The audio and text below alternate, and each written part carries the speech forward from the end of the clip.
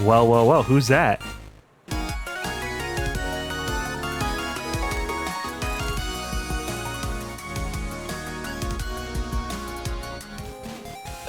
Okay.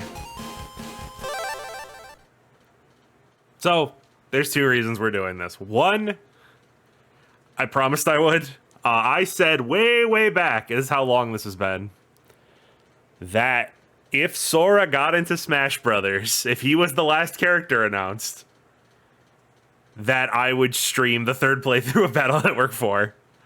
There was a 0% chance in my head that that would happen. So that was a joke. I didn't mean that. I didn't think that would be possible, especially after we had already gotten Sephiroth and the hero from Dragon Quest. I didn't think Square was going to toss some more shit in there. Didn't think it was going to happen. I'm happy that Sora is in Smash. I'm glad he is the last character. He's probably the character I wanted the most, other than Banjo-Kazooie. Kingdom Hearts 2 has screwed us again. We got them, so. And the second reason is because I have to do the post game for Patreon. So that's the only reason I'm streaming this instead of just doing it myself. So, the only soul I can guarantee you that we'll get to see is is Proto Soul, because it's the only one I didn't fucking get yet. Aren't you going to skip the cutscenes? I'm skipping the cutscenes. I can't skip this. I have to do the tutorial.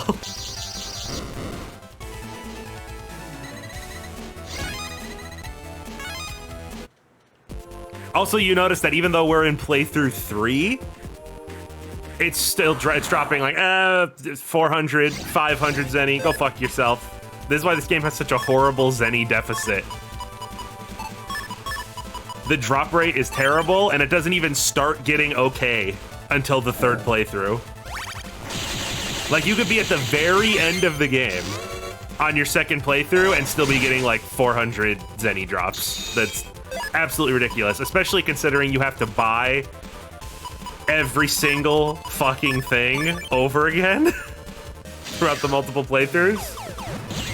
Any toll thing that requires you to spend money, any quest that requires you to spend money, all the Cyber Slider parts, all of the unlockers, you gotta buy all of them again. You gotta buy them all 3 times, baby.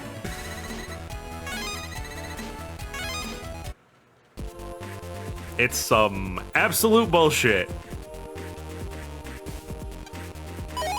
Oh, yeah, you also have to do the solar sensor because you need the Nebula ID so you could get some of the blue mystery data. So slap that on there as well.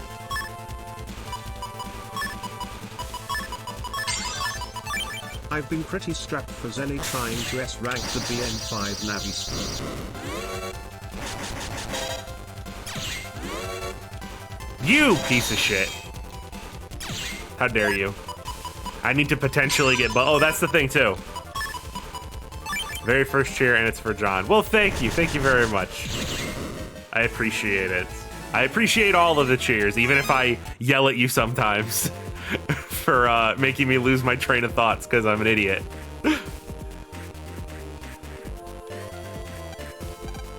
But because bug frags are also a problem in this game, because bug frags are not grindable in any way anymore. You can't just pound Gutsman into the fucking ground 300 times to grind bug frags. You can only get them from the green mystery datas. That's the only way you can grind them. And there are areas you can go to where you'll more reliably get battles that have green mystery data in them, but it's still obnoxious and completely unnecessary.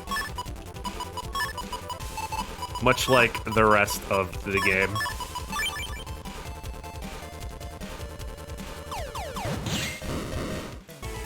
Get this, still have my old Battle Network 4 Blue Moon cartridge on its 11th playthrough. I hope you won't forgive me. I hope you'll forgive me for asking. Why? I'm not accepting I was a child as an answer this time. 11 is too many. Even for child. Even for tot.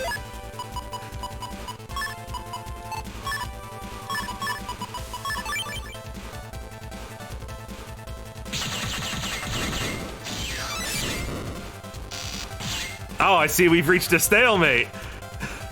my friend.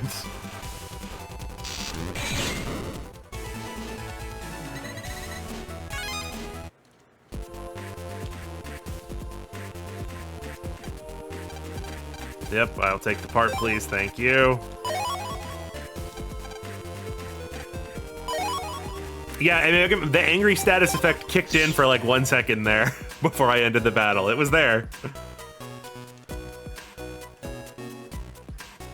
So, as you can see here, and as I said before, if you're here for like, I want to see a playthrough of Battle Network 4, that's not really what this is going to be. I'm going to be skipping all of the cutscenes, and at some point I will be turning on Buster Max and cheating outside of the bosses. A legitimate playthrough this is not. Ah, fuck, I said no. I hate that. Hate that. I hate when RPGs do that shit. Hey, do you want me to explain a very basic thing to you? And no is the first option because they know you're gonna be fucking skipping through. Okay, is that it? There we go. Try mod cards, because why not? Currently, mod cards are just jacking up my HP. Those are the mod cards I have on right now.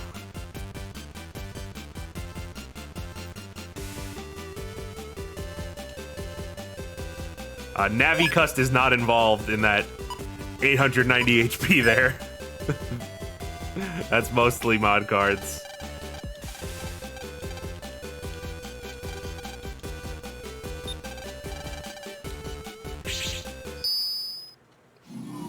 You're still gonna keep legs go? I mean, I guess I could just skip through it to get there.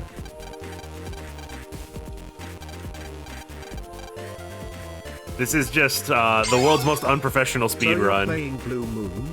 I guess you'll never talk about Wind Soul. There's a little something.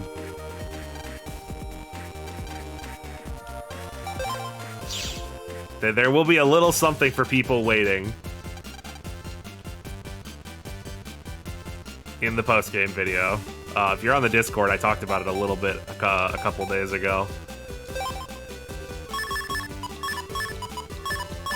Start this off right. Here we go. Brand new chip that I don't have in my folder. Coming right now. Well, I tried.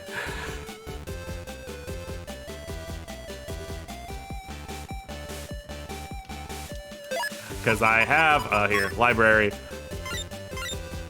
I've got a decent amount of the library done already. Other than this third playthrough bullshit. Most of these are the bosses that I haven't had a chance to fight yet, and the dark versions of the bosses.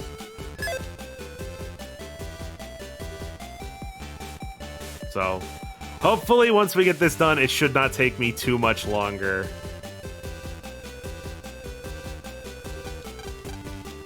To get the actual video out, because I've already scripted basically all of it, other than the last area stuff, which I have never played yet. My God. Take a sip. What happened here?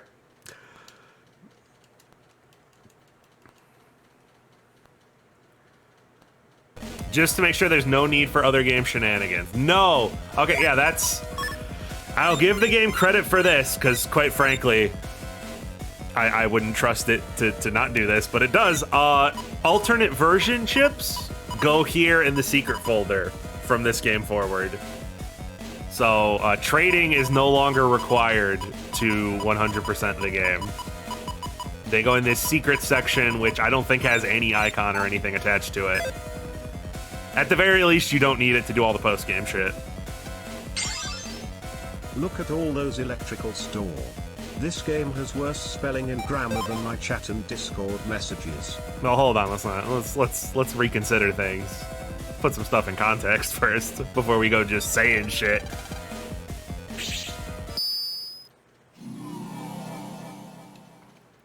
Yeah, I was absolutely dreading the idea of having to get all of the opposite version Navi chips as well, but like I said, thankfully you do not have to do that. Especially because if you're not trading them, the only way to do it is this fucking random tournament thing, and it's a... Ooh. It's a whole thing if you want to actually try to get lucky enough to get the chips. It is super duper RNG dependent. You have to just hope that that Navi shows up. And not just, you know, normal Navi number 32. It's like a good idea. Much like all of Battle Network 4. It's an okay idea, completely ruined by the worst fucking execution you could possibly imagine.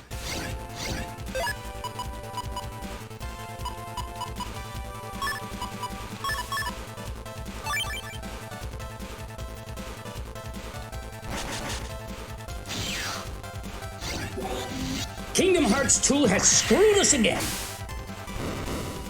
Oh, yeah, that is actually, I was just thinking, I saw someone say how finding the Navis on the net is awful.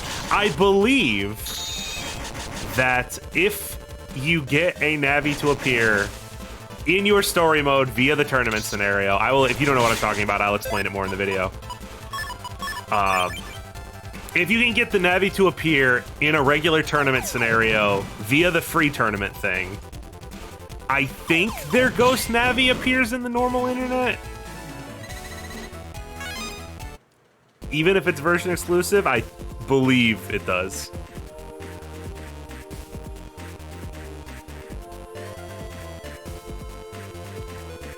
It does, they do, okay. So you could do it that way, but again, that's super duper RNG dependent.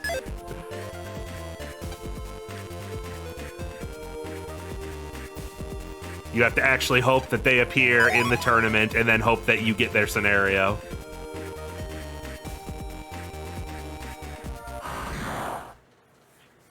Yeah, and if you do that... If you get all of the Navis to appear in one game, the only area of the net that has no boss lurking in the area is the first room of the secret area. Exactly, as Azul and Chaos... not fucking... Chaos, sorry, I'm reading the wrong thing. Dr. Dead there. Sorry, I wanted to properly credit. As they said, yes, if you have all of the scenarios filled out, which you never should, you should never play this game that much. Don't do that to yourself. There will be a Navi boss in every single internet area.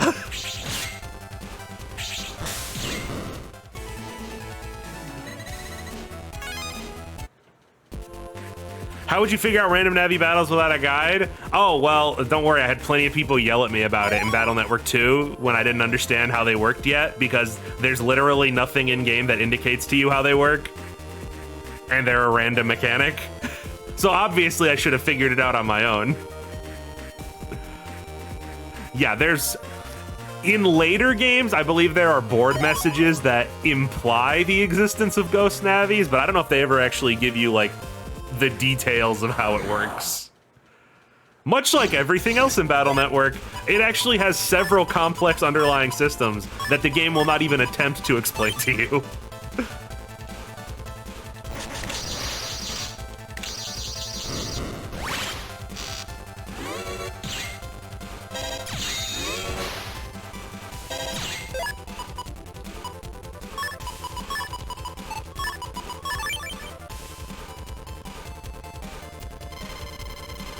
That's just GBA RPGs in a nutshell. I'd say it's just RPGs in a nutshell from the 90s and 2000s. But then we have to also include just errors. I swear to God, every 2D Final Fantasy game has something in it that just flat out doesn't work or is wrong. I think you guys get the point of this. Where you fucking belong. I think you get the point of how much fucking health these things have. Doing this legitimately is not something I'm interested in. Especially when we get deeper and there's like actual danger of certain viruses killing you. Oh, there's Spin Blue. To get that, just one of the spin programs for the Navi customizer. Just to get one. You have to get that same unlocked data 3 times. You have to grab it at every playthrough. Every single one. Like, the worst part is I can imagine the developers, like, thinking this shit was a good idea. Like, oh my god, guys, we're adding so much replay value. You kids are gonna love this.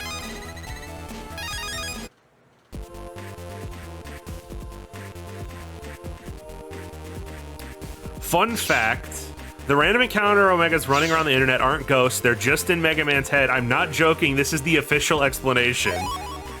Is that true, or are you fucking with me? Is there text that implies that's what's happening?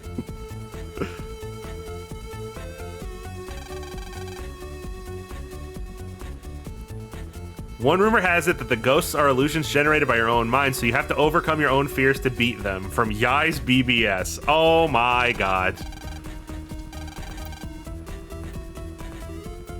Just when you thought the lore couldn't get any fucking dumber. I've said before. Medi with the sub, thank you. 28 months. God, I keep seeing you people in the high 20s. I'm like, I haven't been streaming for that long. So much as much as I like Battle Network, as much as I love they also a lot of talk things about how it. That's why the Cyber Sutra from Yuko's quest doesn't work on them. I mean, at least they thought that through, I suppose. Oh, fucking hell. No, other way. We have to jack into the top.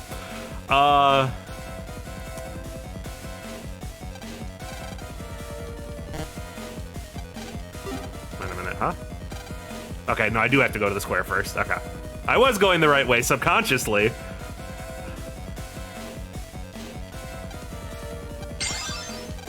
Can you blame Hub though? Motherfucker literally died.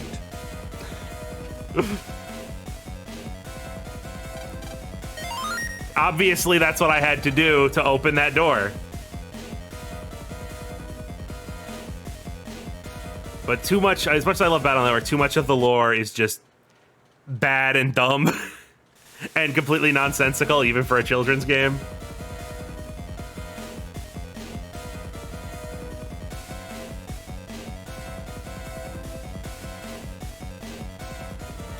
There's that, like I said before in the past, there's a lot of people get mad at me who, when I do nitpick like that, because, oh, it's a kid's game, blah, blah, blah. Like, I've already discussed how the it's a kid's game argument is bad, just in general.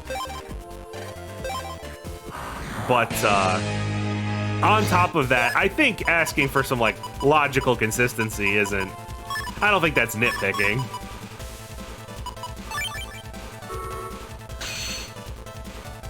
There's a lot of stuff that just, like, if it could have, I did it, like, literally any reason to exist in universe, it wouldn't bother me. We've talked about multiple things. Navi's needing air.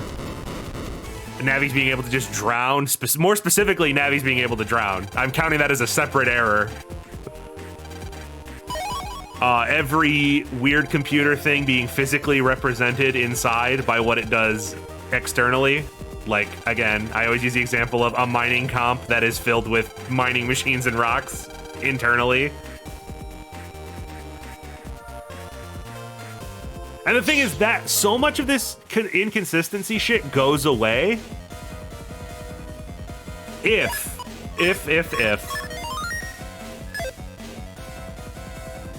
Battle Network 4's ending was, like, true, I guess. If what it implies actually applied to the entire series. Because what the ending of this game kind of implies is that cyber worlds are an existing phenomena that just humans figured out how to access.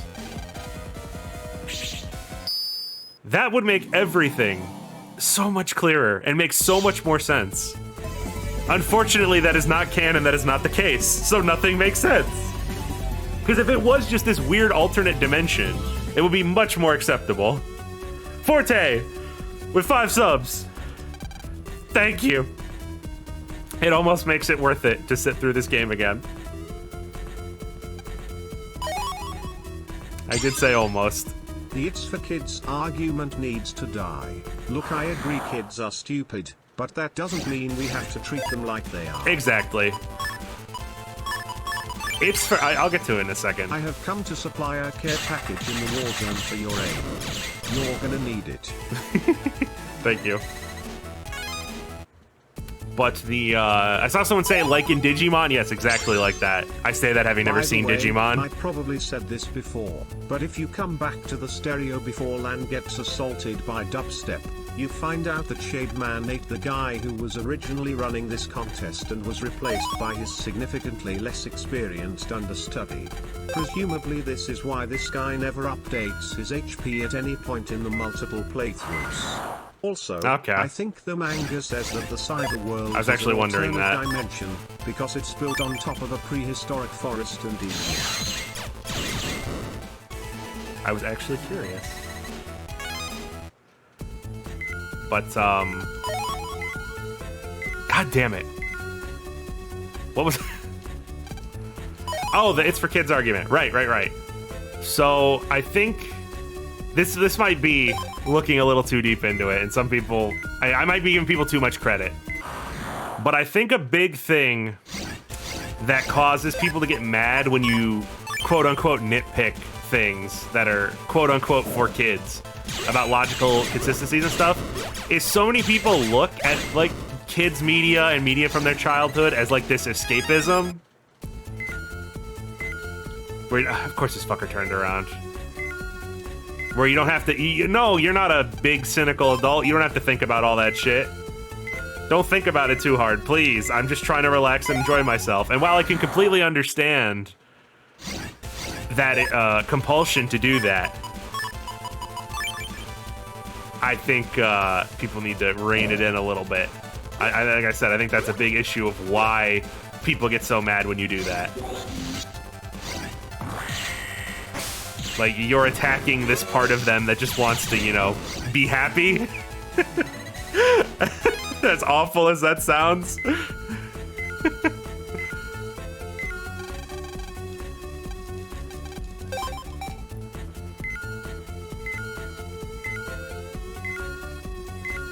I've discussed a million... by the way, I don't have anything to say about this minigame. I've played it too many times. It's dog shit. I hate it.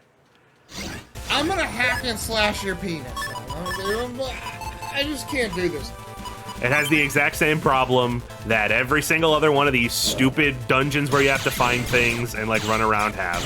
The random encounters should be turned off. The random encounters should be turned off while I have the sonar active. It's just that simple. There's no reason for them to still be on. John. Watch me.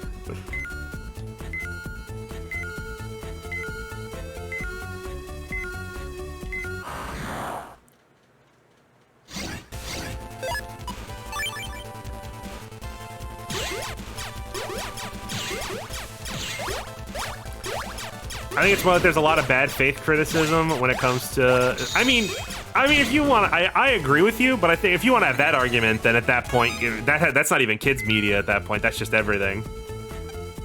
Okay, no, there is one left still.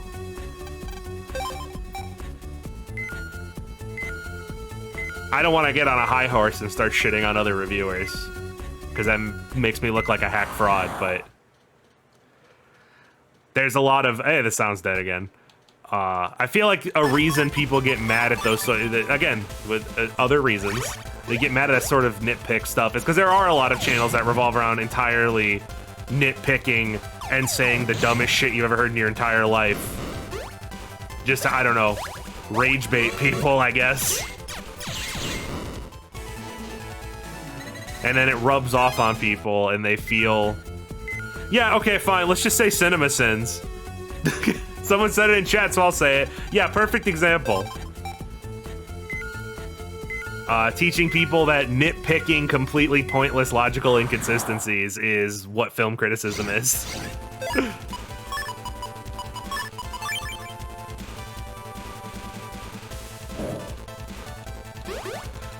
And don't give me the it's a joke excuse. It's been shown a million times that even outside of CinemaSins, there are some people who have worked at CinemaSins who genuinely critique film like that. Did you actually hey, there it was. Fighting any bosses in this game, John?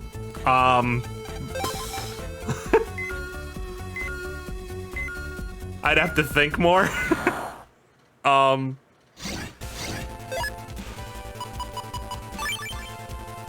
Huh.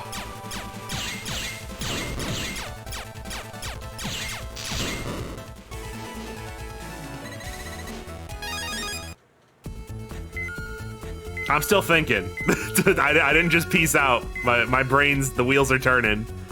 I'm genuinely trying to think of a boss fight that I'm like, that's a good boss. Because there are bosses that I'm like, that's okay.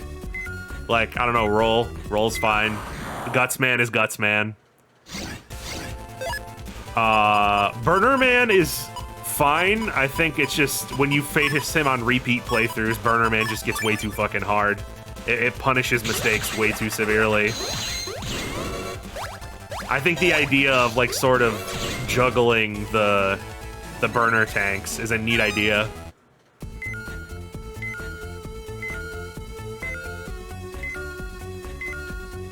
What is going on? I've never had this much trouble getting this fucker. We know he comes this way, so let's just wait for him.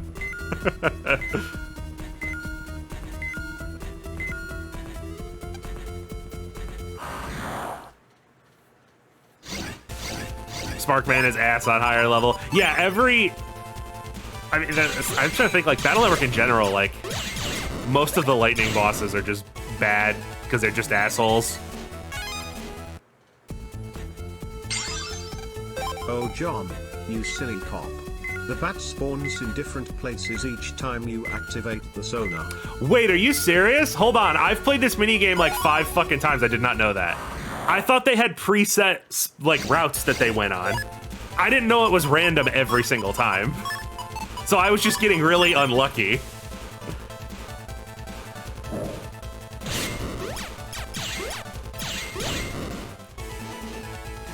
But yeah, the elect bosses, the stunning is obviously really bad.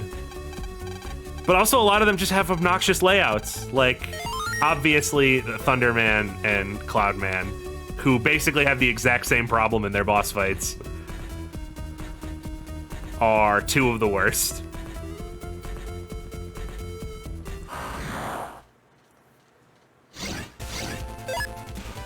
Yeah, and then every elect form you get is just, hey, your charge shot paralyzes now.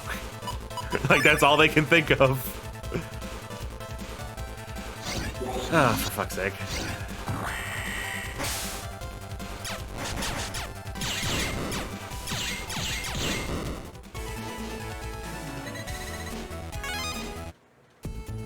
That's why 6, yeah, Elect Man in 6 is like the only one who does anything different.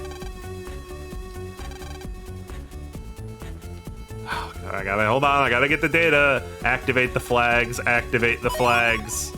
Flag triggered.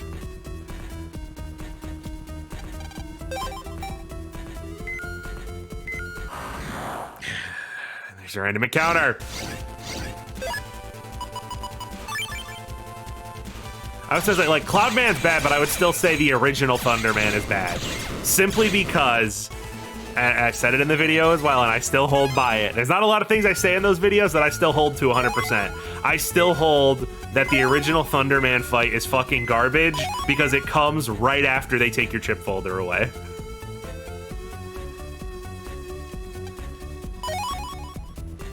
It is a boss that you cannot damage, basically can't damage, with half the battle chips in the game. And if your folder was built around them, oops, sorry, you don't have chips anymore. Go fuck yourself. Go run around in that one little square to grind fucking bombs.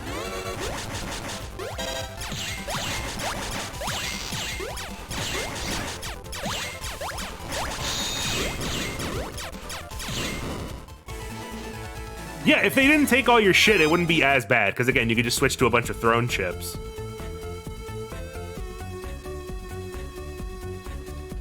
But if you're like a certain someone, wink wink, and mostly using swords, you're just screwed. You just can't fight him. And there's nothing you can do because you can't swap your chips out. It just seems like such a simple mistake. It seems like such an obvious thing. Agent Q with the sub, thank you. How's it going? Well, fine so far, but we haven't gotten that deep in yet. I learned how this bat puzzle actually works for the first time, and that made me hate it even more. I now rescind what I said when I said that this was okay aside from the random encounters. No, now that I know that it works, it's bad. It's worse than I thought it was.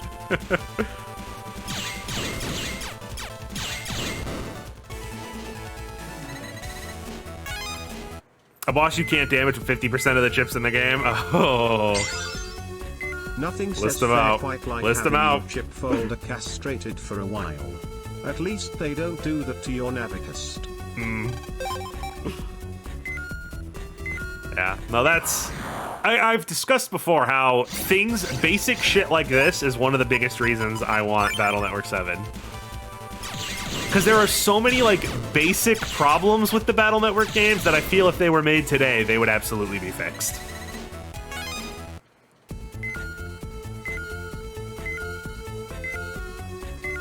For example, to combat the thing we are discussing, not just, you know, not taking your folder away, that's dumb, but having a adjust folder and retry button would be perfect. That would be amazing. The game should absolutely have that for bosses. Battle chips are not just NFTs.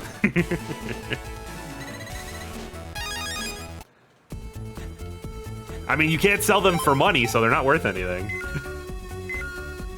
You buy them for a whole bunch of money, and then you can't sell them. Hold on.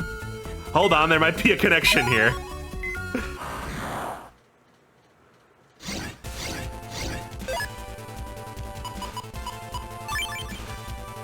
Chat, here's a question. Network 7 or Star Force 4?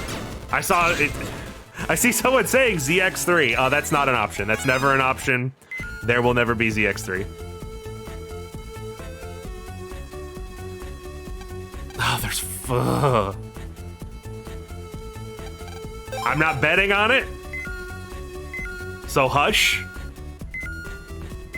But I have consistently said that of all Mega Man game possibilities, ZX3 is the lowest one. Like, again, regardless of what you feel about ZX, and regardless of its actual quality, ZX performed like dog shit. ZX Advent did so bad, they were just like, well, I guess we're not making Mega Man anymore. And I know it's more complicated than that, before anyone corrects me.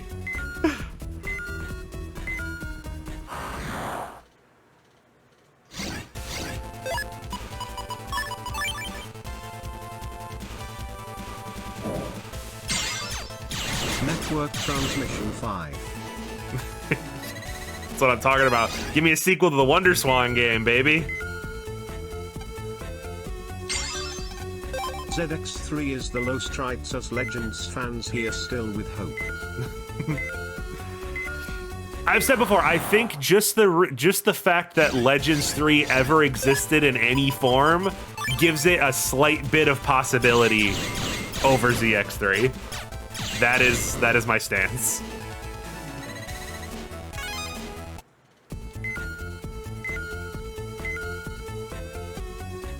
And the only reason I would give Star Force 4 anything at all, any possibility, and would put it above those other two, is if they made it, they probably wouldn't call it Star Force 4, and if they also made it a Battle Network game. If they revisited the original concept and had Battle Network gameplay and Star Force gameplay, then I could see them making Star Force 4. But like Star Force 4 with like just Geo, no. I don't see that ever happening.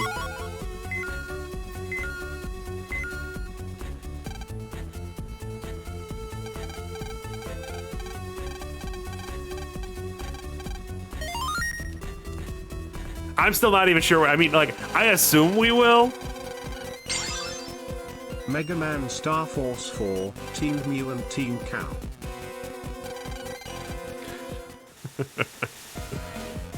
But, I assume we'll get a Star Force collection at some point simply because the Battle Network collection sold so well. But the amount of complex online features that would have to be adjusted, and multiple touchscreen minigames and touchscreen features that would also have to be adjusted lowers my possibility for that a little bit. I want to see sad boy become bad boy.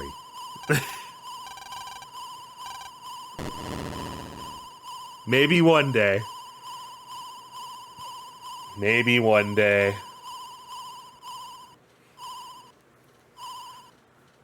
No.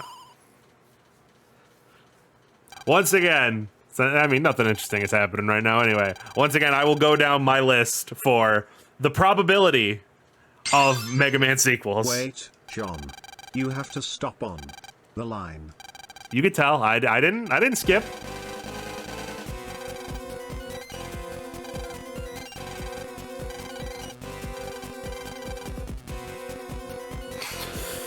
Oh, one last time. Legs go. One last time. Let me breathe it in.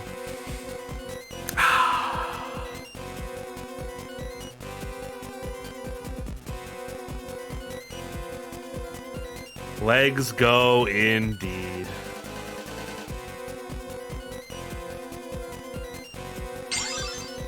Legs go, land. You need a soundboard? Yeah, I know. I need a soundboard.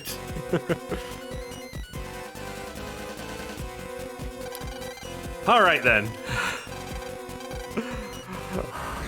But as I have said before, and I have to adjust it slightly, and that's why I'm talking about it again, based on recent events that have occurred. Come on. So, I would say currently, a Battle Network game is the most likely Mega Man game to come next. But I am counting the phone game in that possibility. The success of the Battle Network collection, both critically and sales-wise, now puts Battle Network at front of new Mega Man possibility for me now. Again, even if it is just the long-rumored phone game. Not just because of its success, but also, I mean, they wouldn't have just shut down X-Dive if they didn't have something coming to replace it. I feel like they've got to have something. A new gotcha to replace X-Dive. Because it's not like X-Dive was doing abysmally or anything.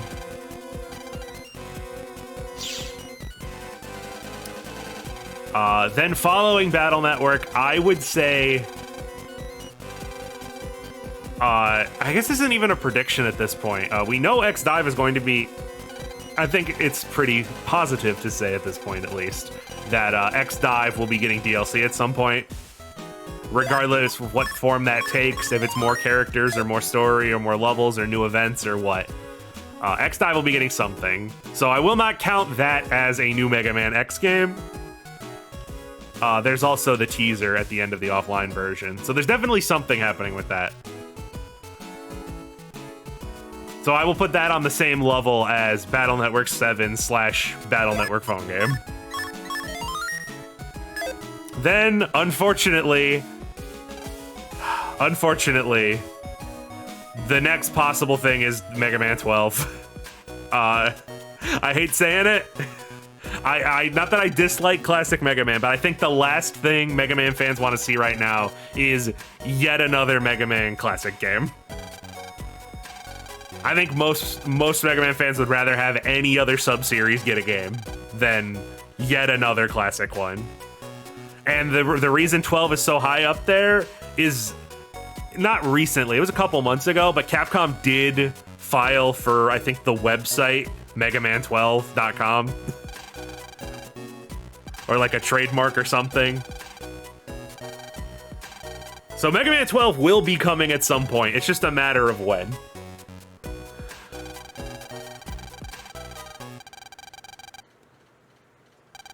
Then I would say an X game, but again, it depends. Yes, but classic roll, crying face.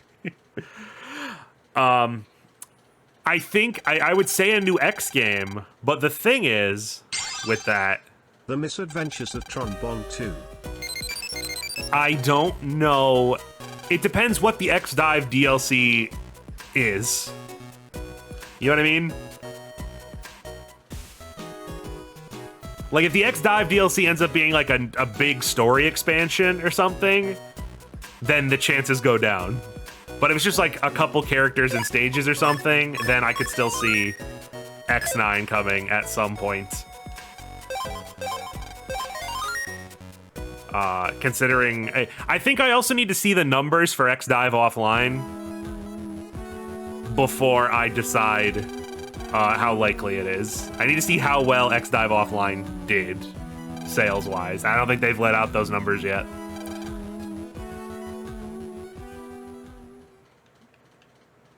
Watch X9 is just X-Dive too.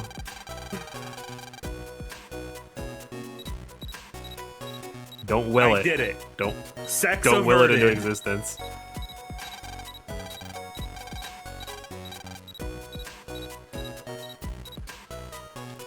Doubt it did well. Well, that puts it on up there with every other Mega Man game. We've discussed this in the past. Mega Man games sell like shit. Again, that's nothing about the quality. That's nothing about making fun of the games. They sell like crap. Almost all of them are under 1 million units.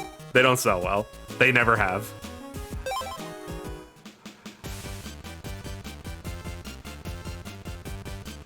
You want to know which one sold well? This one. This one sold well. Because the world isn't fair. Battle Network 4, baby.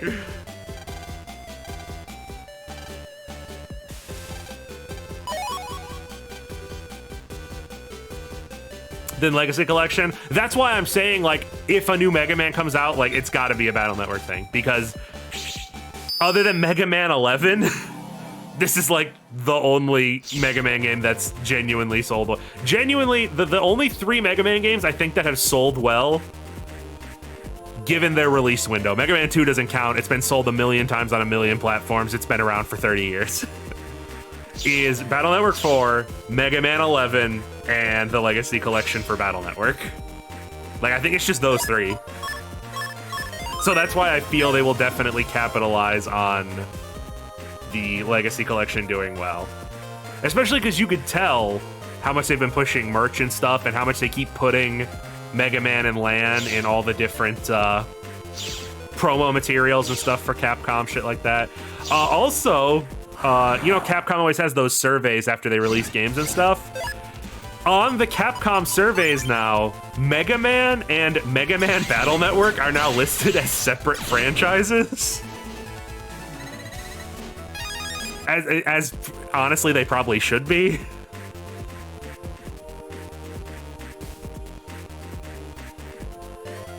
So they're definitely going to be pushing Battle Network real hard.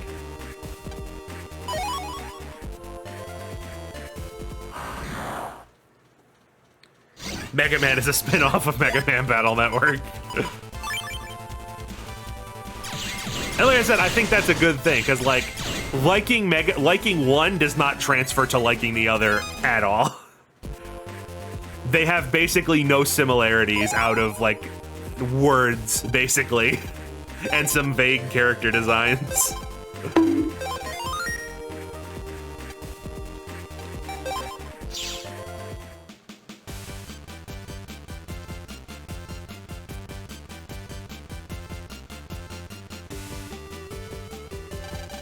If Capcom was smart, they would have brought back the official esports scene for this game. I gotta be real with you. Even if it was Mega Man, I cannot tune into another fucking Capcom live event and it's just half of them talking about their fucking esports. I can't do it. If I wake up to stream another Capcom event and it's just them talking about Street Fighter esports for 15 minutes, there's gonna be some brain matter to clean off my desk.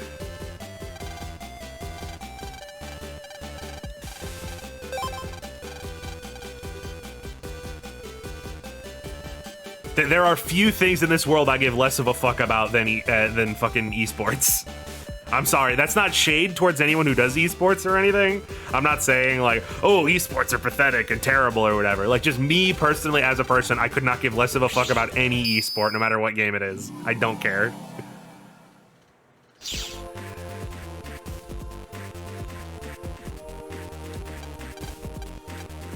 I'm gonna hack and slash your penis. I just can't do this. Yeah, don't worry, John. There's also Monster Hunter DLC. And it's about time for a new Monster Hunter to be announced. It's about time. Here comes World 2, baby.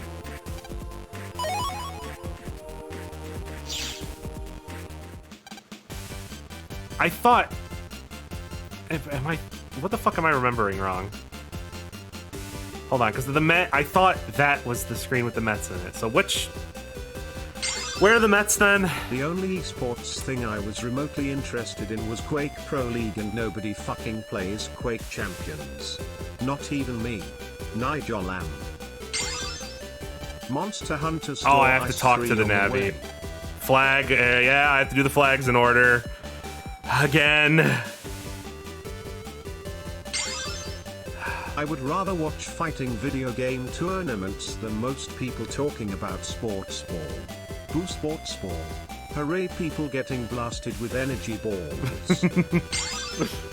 Silly John, you think you can just go to the location where you know things happen? You haven't triggered enough arbitrary flags to make it appear. That's my mistake. But I saw someone mention, You can't what just the fuck was it called again? Quake Champions. Away, John. Watch me. Quake Champions, isn't that the one that they flat out refused to release on console because they couldn't run it at 120 FPS?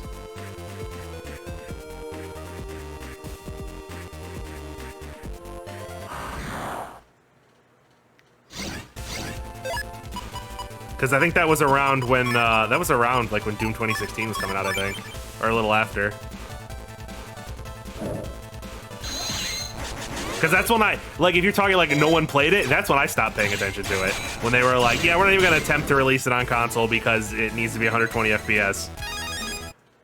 And they pushed it so hard as like an esport thing for some reason at first. Like, before it even released, they're like, the new best esports game. Check this shit out.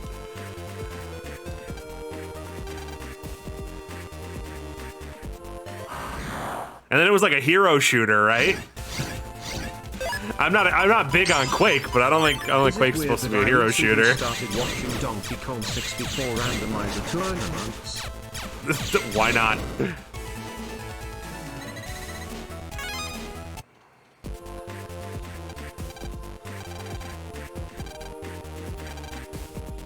Look, I'm still waiting for... This is how much of a filthy casual I am. I'm still waiting for the day Counter-Strike comes back to console.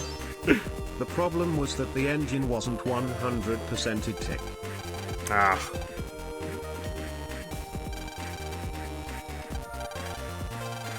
Sorry, which area? Town area, okay. But,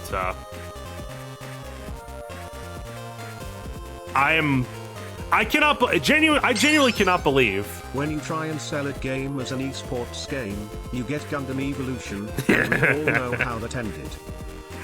Yeah, I'm not even a Gundam fan, and I know what happened there. But, like I said, it makes me a filthy casual, whatever. I cannot understand how they have not put Counter-Strike back on console since the fucking Xbox 360. It genuinely baffles me. I don't get it.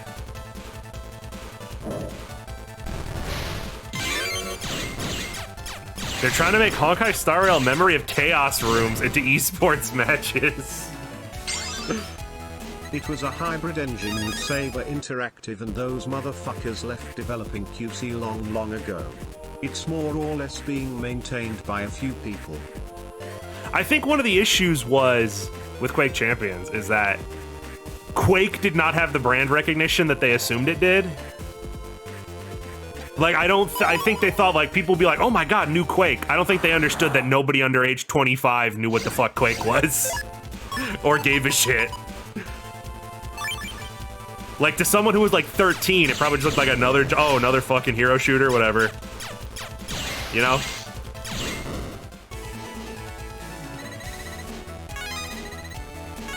But, yeah, Counter-Strike Go, CSGO was in Orange Box. Way back when. So it's not like it can't run on console. It was on console. You can play Counter-Strike with a controller. Like, there's nothing stopping you from doing it. it natively supports controller. If you wanted to play a controller on PC, you'd be fucking outgunned at every turn because there's no aim assist. Weird. But I think my first Quake experience was on the Nintendo Wii's homebrew channel. It was a decent demo. wow, that's a combination of words I didn't expect to hear.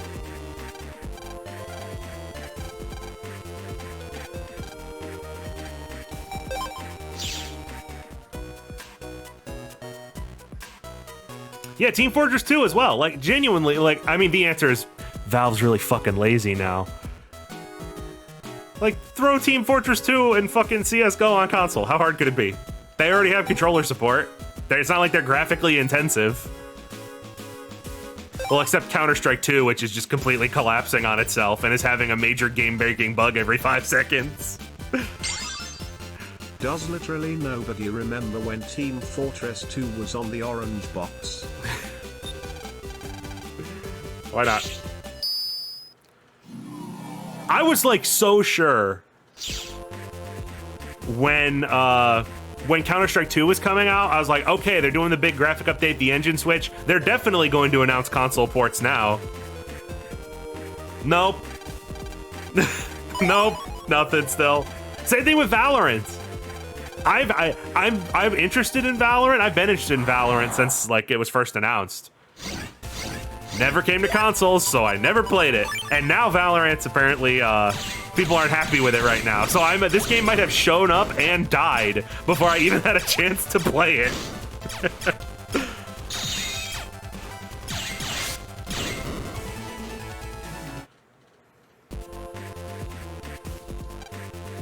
They swing their pickaxes in joy, little fellas.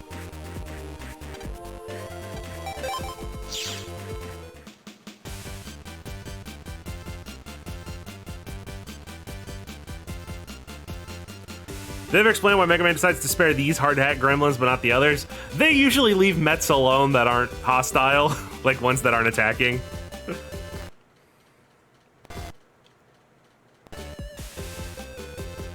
I think and here's the thing, you can call me a scrub all day for this and I'll totally agree. I can't play shooters on keyboard and mouse, not because I can't use keyboard and mouse, but because the kind of people you get put up against when you play on a shooter on PC on keyboard and mouse are people who have been playing Counter-Strike Source since 2002. And I'm just not competing with that. Not competing with that level of skill. Not happening.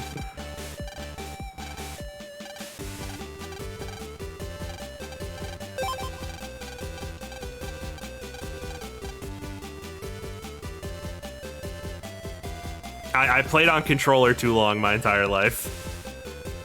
I do not have the level of practice with a keyboard and mouse to compete with these people and their flicks and their 500% aim sensitivity.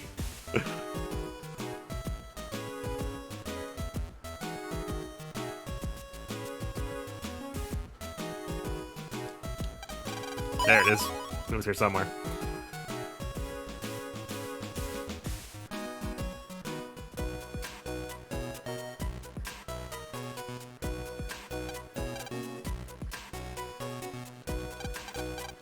There we go.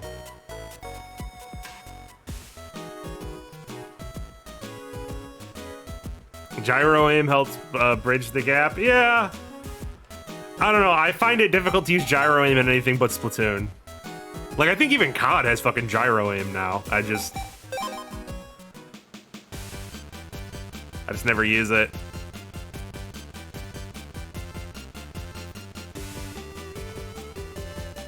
John, why play Steam Deck when consoles are the true path? I got the game on PC for any potential future mod support.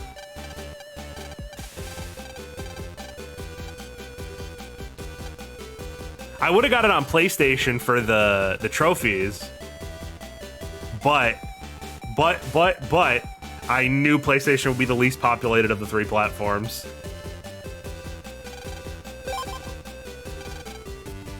More people in general play on PC, and it was a Nintendo game and benefits from portability, so people would buy it on the Switch.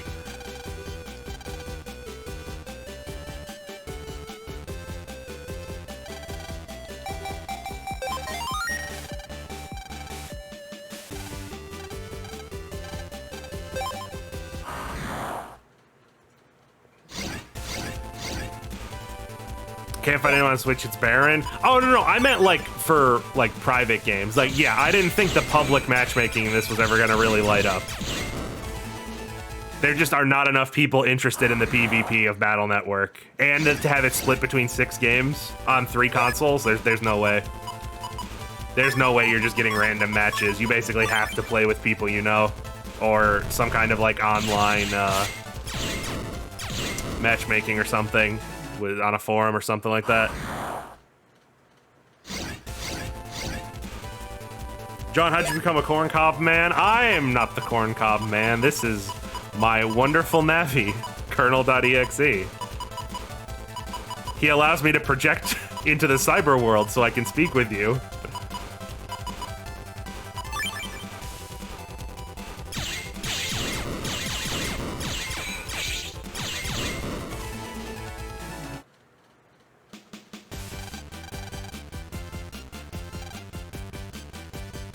They kept Battle Network 2 hard mode stuck behind multiplayer for the collection. Oh, do you need the fucking chips?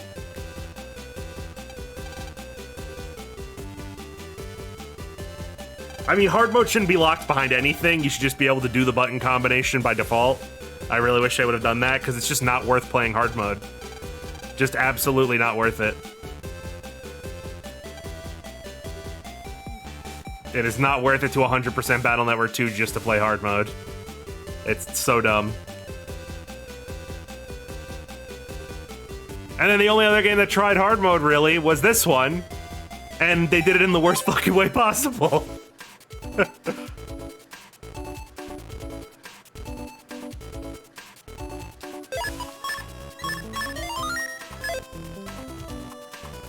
Let's see who we're facing.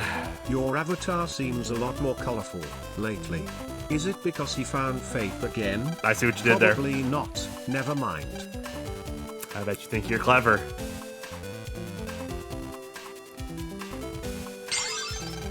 By the way, Johnny boy, you will need all of the secret chips to 100% BN6. But I think you can get them all via mod codes. I was gonna say, I think you can cheat your way to those.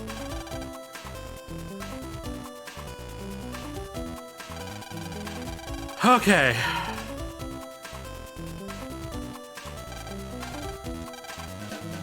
Come on. What we got?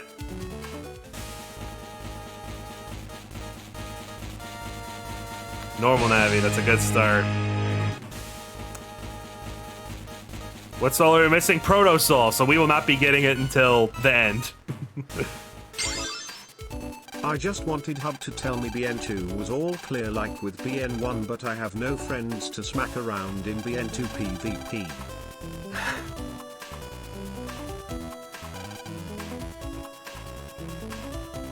Okay, I don't even remember which scenario this is. I'm sure I've done it in the million times I played this fucking game.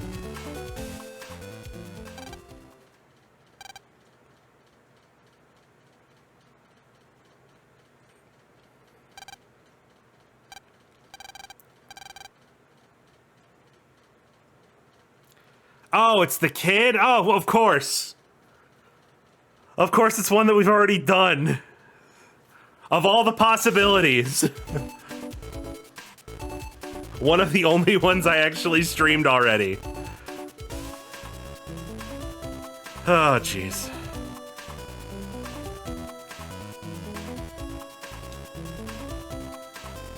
Come on, Ghost Tot.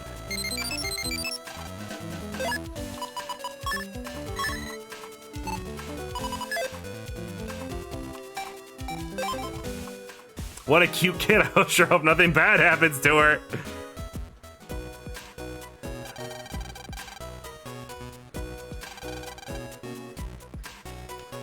Yes, this grown man showed up and said he was a visitor for you, Lan, so I let him in the house. Because he didn't want his daughter to be happy.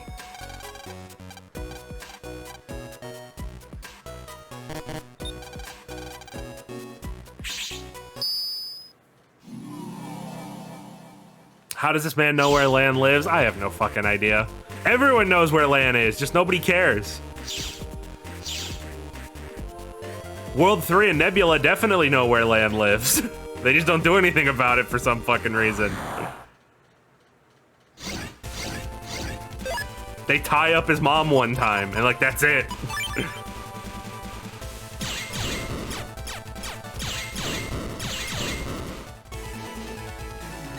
Everyone knows where Lan lives. You just Google where does Lan live.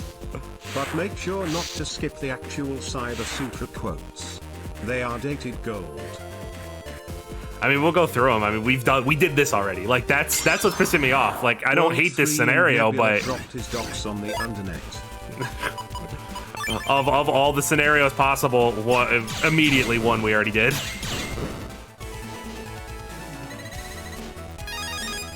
Ah, shit.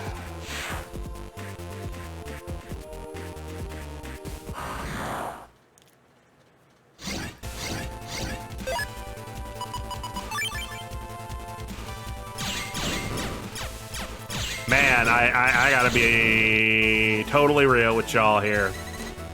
We've been playing for about an hour. I'm already done with this game again. No attack up or max in your Navicist. Well, I swapped it out because I was like, well, it'll be a while till I use Buster Max. And nope, I got tired of it real quick.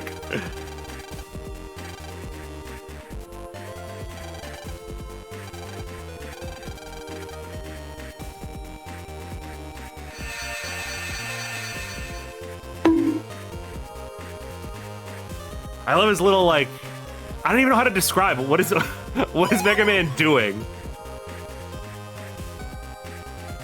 He's like wax on, wax offing in front of them.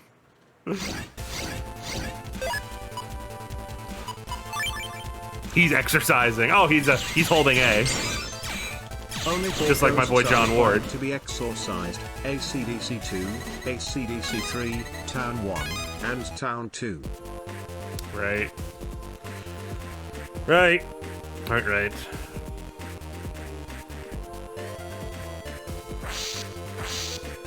Yeah, I remembered where this one was. Come on, there we go. Mega Man's playing Faith. We're still playing Faith, baby.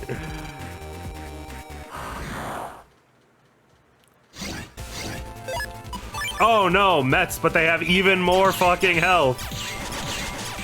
Whatever will I do?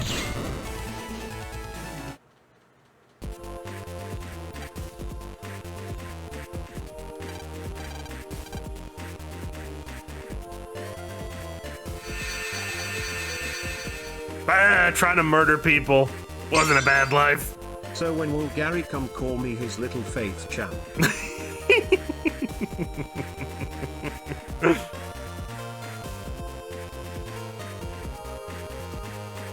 I still couldn't believe the secret. We played through that whole game, and the secret, the twist at the end, it blew my mind. I didn't want to accept it. Oh, hi, Sparkman.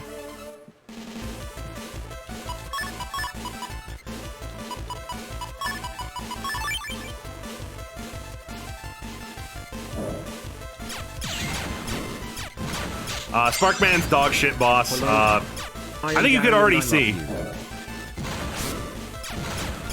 I think even from this small bit, you could tell why he's bad. It's because he just teleports and then immediately shoots a projectile out of his chest, so you can't fucking hit him.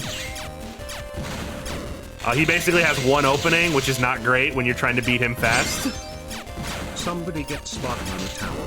Think nobody wants to see him flashing John.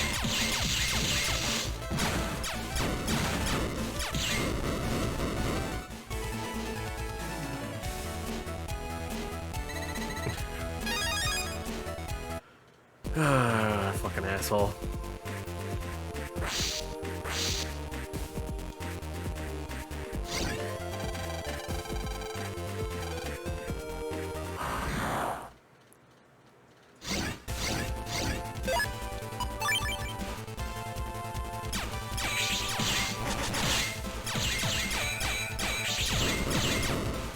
You also might have noticed just the ridiculous amount of damage I take from regular virus attacks at times. Like, it starts getting to be a lot sometimes. It's not great. It's just frustrating at this point if you were playing legitimately. Mega Man send that Navi to the recycling bin. There he goes.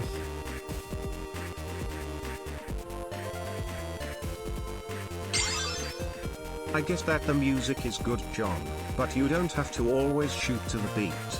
Got the music in my soul. I've got music soul. In the fucking trash, where you fucking belong. This is computer. These are computer words. Oh boy, one bug frag for saving your eternal soul from damnation. Thanks. One bug frag.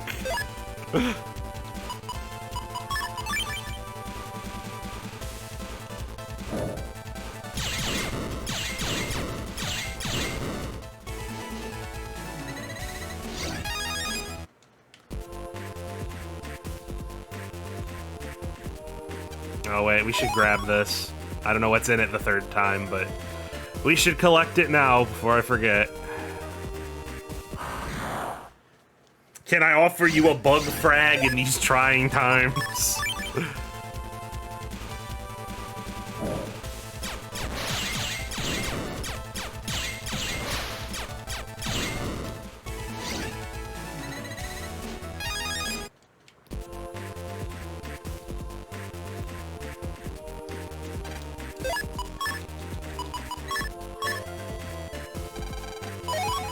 And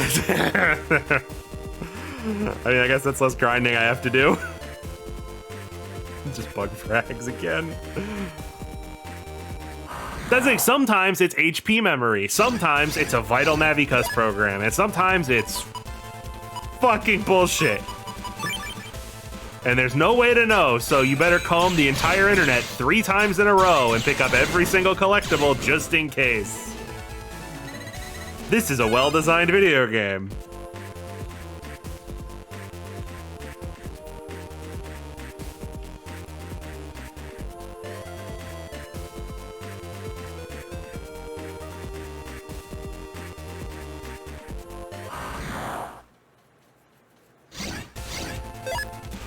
John, what would you do if you saw a person walking on an invisible path? Well,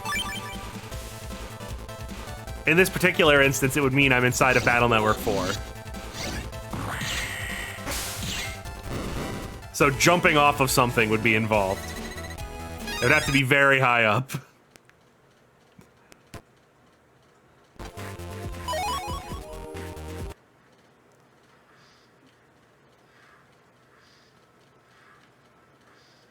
Is that below me or is it over here? Hold on, I need to check real quick. It could be worse. They could have removed the ability to skip cutscenes.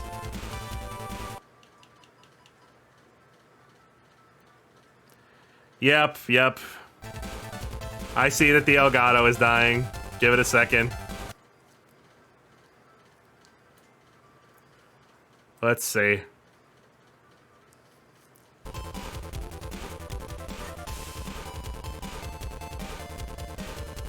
You okay now, buddy? You alright? You need to hydrate?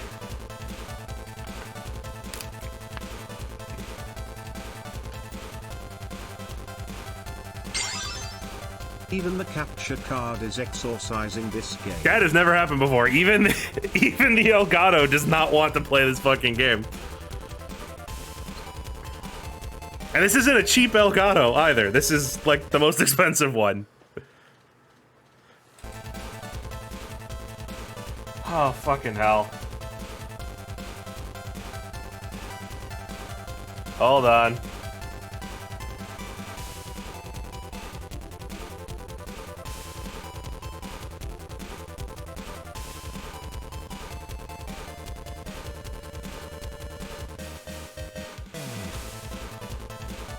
Okay, let's see.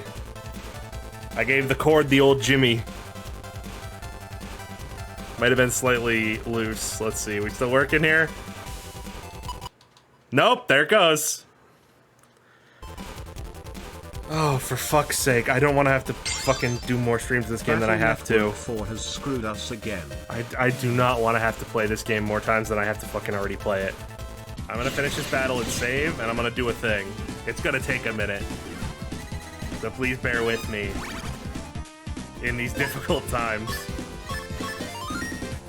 Okay, well, that was a gigantic pain in the ass, but we shouldn't have... It's frozen because I clicked off the window, by the way. That's obnoxious. I hate games that Hopefully there's an option for that. So it seems like everything's good here. Let me get chat right back where it needs to be. But so things should be good. It should also stop the audio cutting out. We won't have to worry about that anymore. So I'll have to check on my fucking Elgato, because that could put a big old hole in Volume 3 if I don't figure out what's wrong. John into thinking that there were no technical problems and he just didn't want to play the game. Night Job sweat. Yeah, I hope that's just something with the Steam Deck dock, because for some reason I have nothing but fucking problems with this dock. It's nothing but glitches and weird shit. It's not the Steam Deck itself. The Steam Deck itself is usually fine. 2 years BBY. Every time this fucking thing... Every time the Steam Deck updates, I swear there's a new compatibility issue with the dock. 2 years indeed, Fallen Angel. Welcome to the Golden Corn Club.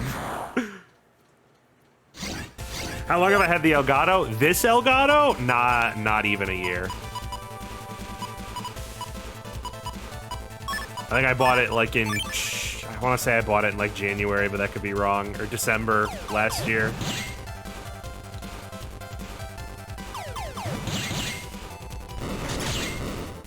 But, yeah, I've never seen that happen before. Whatever that issue is, so... The Golden Corn Club actually sounds kind of cool. GCC members, sound off in the chat. Okay, I already bought all the HP memories and shit from him. I couldn't remember which stores I bought everything from already. But,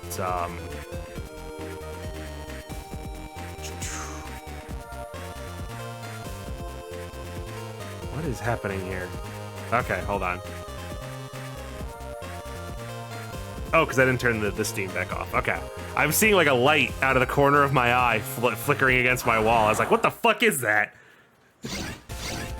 the Steam Deck.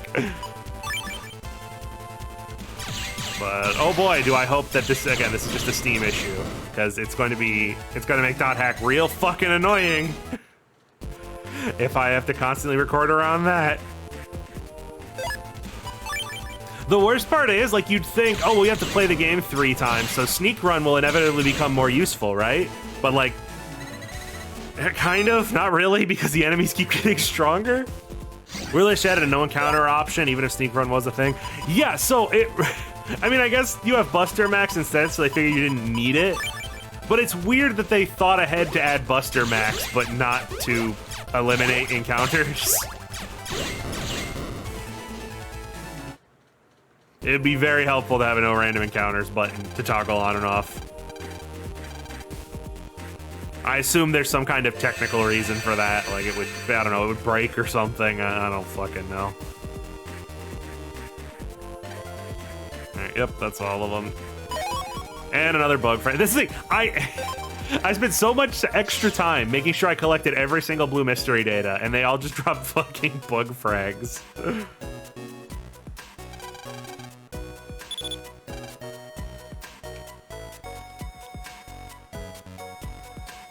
Now let's go have our super exciting fight against a normal Navi. Like, oh, maybe she'll have some kind of cool ghost Navi or something like that, but no.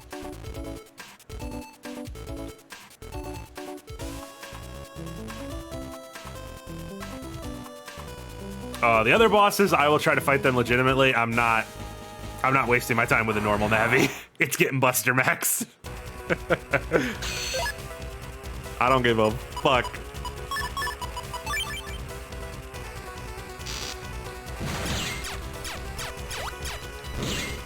Oh, thanks for moving into that, buddy. Oh no, silence. However, will I overcome it?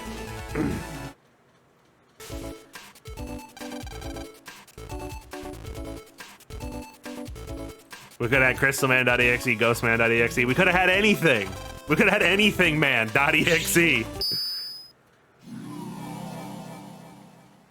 Yeah, friendly reminder, normal Navis aren't people. They don't deserve rights.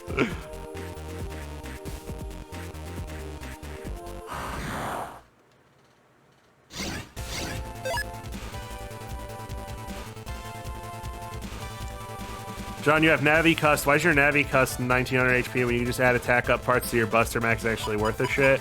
If people were asking me that before, because I was fighting Duo legitimately in my last file, just for testing purposes. So I didn't need increased Buster. You have to let me go, Lan. The accident was years ago. I have no idea how you are. That's exactly what that chapter is. Who are you? What?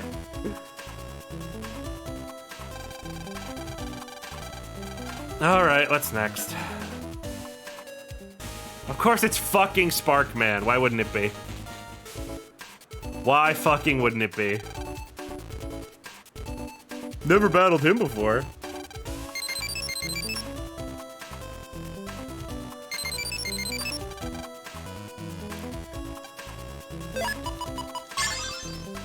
Chat, you make me sick with these fake net Navis names.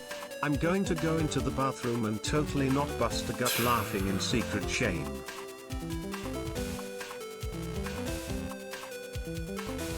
Yeah. By the way, again, a scenario we already had on stream. So we're 2 for 2 on scenarios that I've already streamed somehow.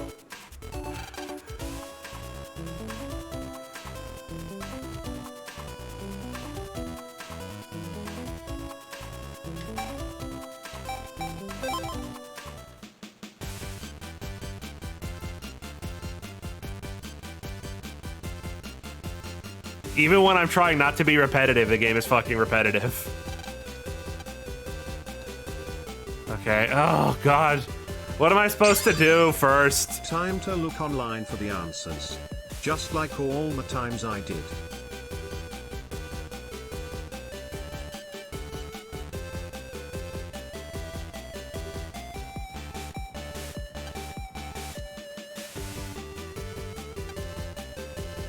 Oh, god damn it. I'm trying to remember.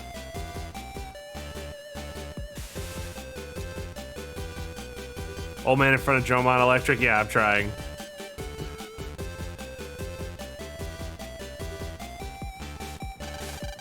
Talk to the lady here. Okay.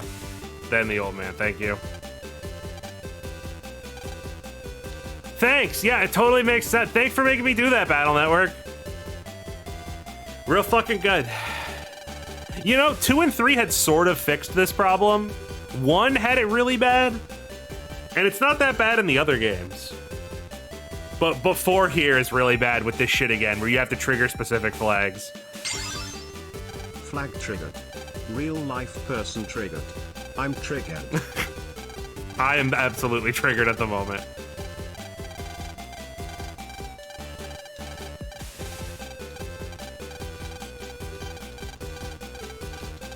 Oh my god, come on.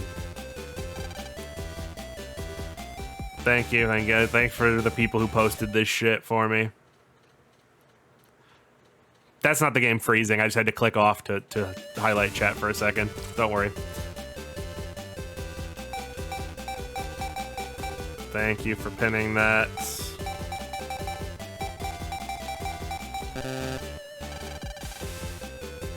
Three correct, alright.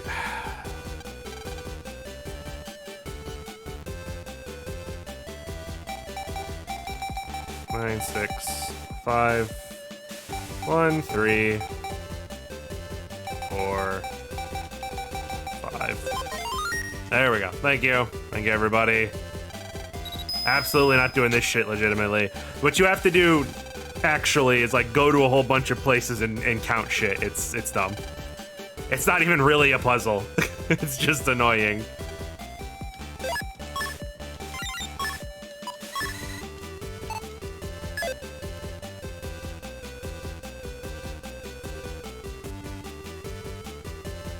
Boy, I mean, I guess I'm glad that we got that scenario because that scenario can be cheated and we can get it done so quickly. So there's that.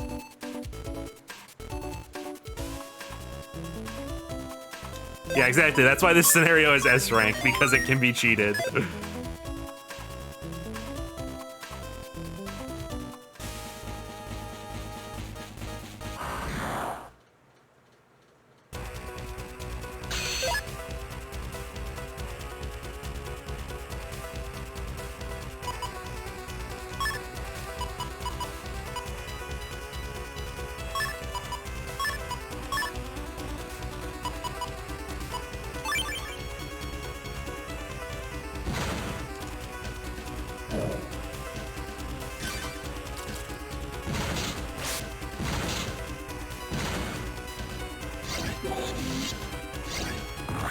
We get Aquaman or Numberman next. I don't know. I was actually looking at the chart to see who we'd end up against next.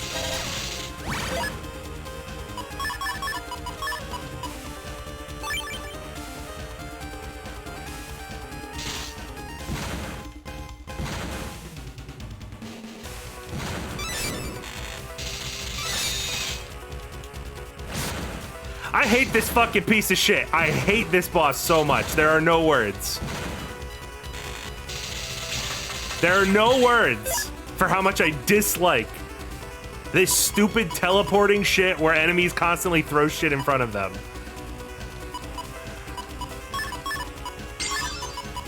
Speaking of repeating scenarios, I replayed the Enfall story recently and there were 3 characters I never got to fight at all even after 3 playthroughs.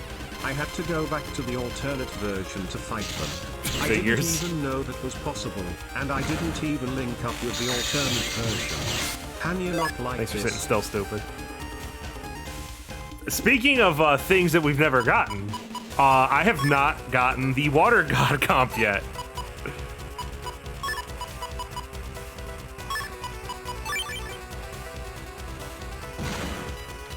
So hopefully that shows up, which means I can't get the fucking, I couldn't get the full cust that's there. I believe that's where that is.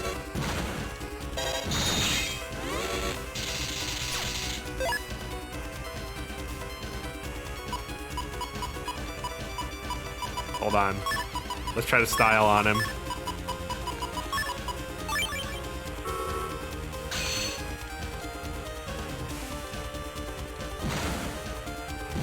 Yeah, there we go.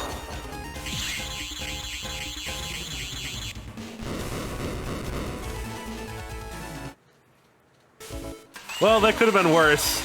It went better than I thought it would.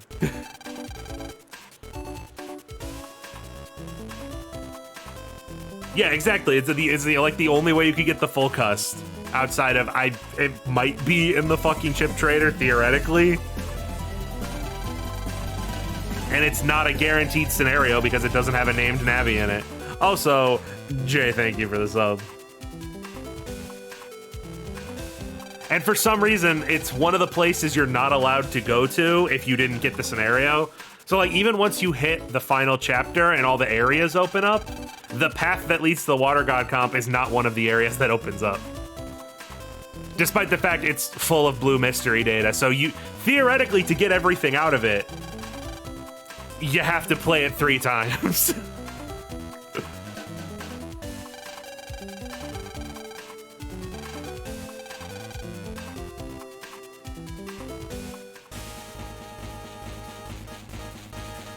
Spoutland! I was looking forward to throwing a bunch of flyers in the garbage. But, Sex averted.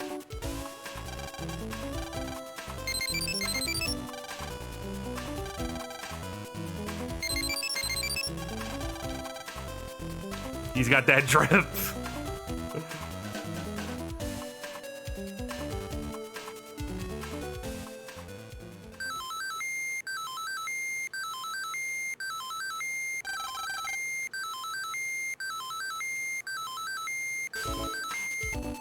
I thought I was just gonna keep going.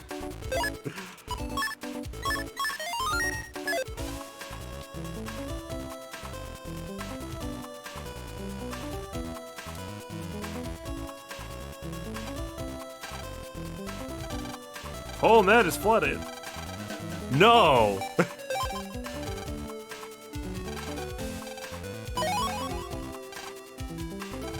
Where is he? Somewhere on the net. Go fuck yourself. Figure it out.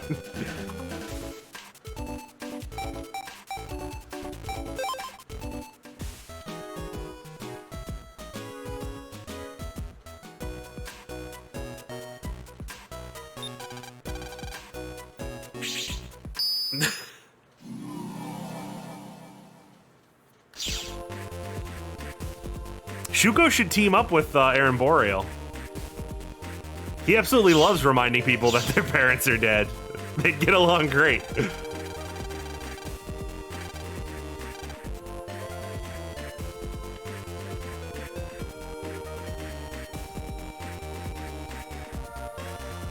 More Navis that have to breathe scenarios. I've complained about these enough. Oh, we're done with the boss. You know what that means. And remember, I need to change my Navi cust after this, too. That's another thing a new hypothetical Battle Network game could have that would be really helpful is multiple Navi cust profiles to switch between. Because, like, the Navi cust setup you want for a boss is not the Navi cust setup that you would want for just, like, roaming around and doing viruses and shit.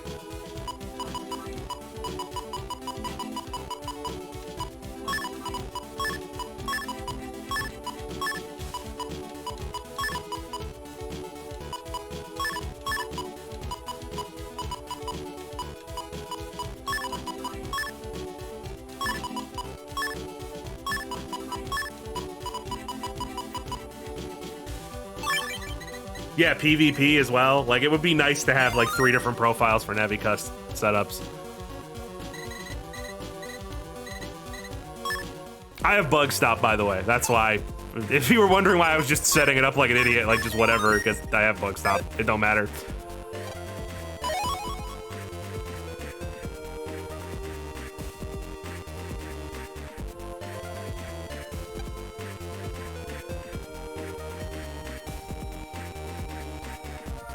Why hasn't Shuko been arrested after somehow flooding the entire internet 2 separate times?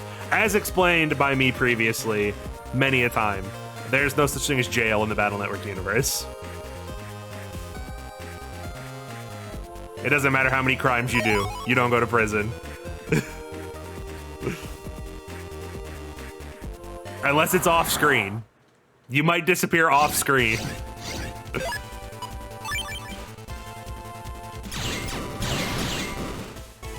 Ah, that's much better. Not until Battle Network 6. You know, the one that actually mentions Neknavi rights. John, what about the punishment room? Like, well, I mean, we didn't see anybody get electrocuted in there. Theoretically, it might have happened, but we didn't see it.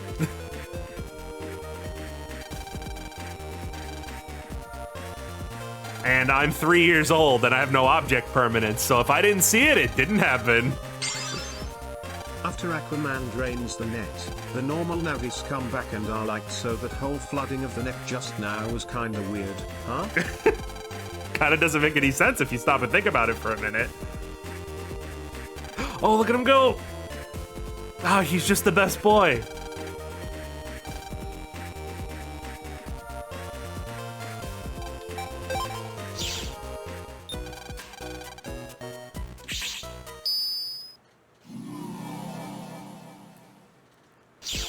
Shuko has such bad luck. I heard she was in a hospital visiting her brother, and a kid in the room over died of HBD. Oh my god.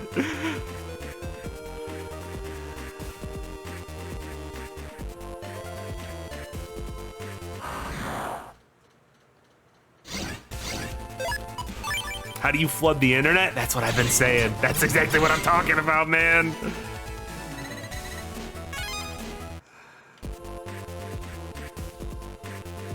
That's why it should have just been it should be canon that the cyber world is a pre-existing dimension that humans just figured out how to access, and that's what the cyber world is. It would make everything make so much more sense and would tie into Battle Network 4 better. And eventually Star Force, when we learn that apparently all of space is just cyber shenanigans.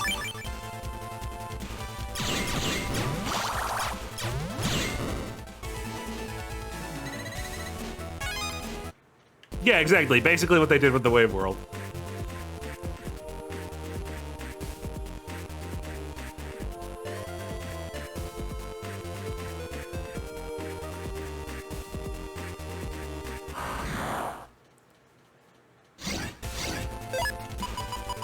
It was be flooded with information, I get it, but this is straight up water. Exactly, like it's the... I know this is like the dumbest thing that I harp on right next to the emails, but it is increasingly bizarre that things are programmed to work this way in the cyber world. Like, they purposefully program them to act like real things, even when it would be to the detriment of the people who exist in the cyber worlds.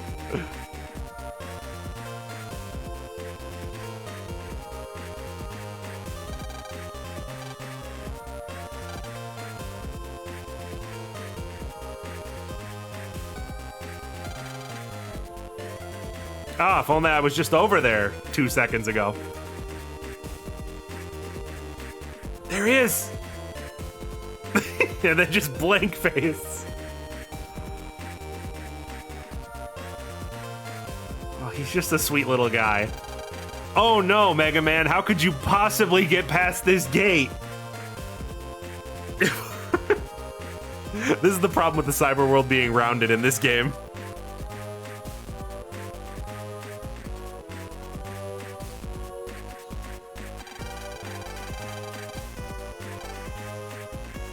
If only there wasn't this door.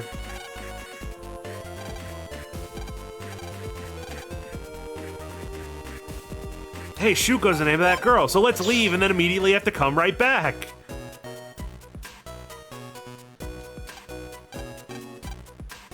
Well, hold on, what? You're champion, but, hey guys, I think I just found a new text error I didn't know was here before. I'm still finding new mistakes.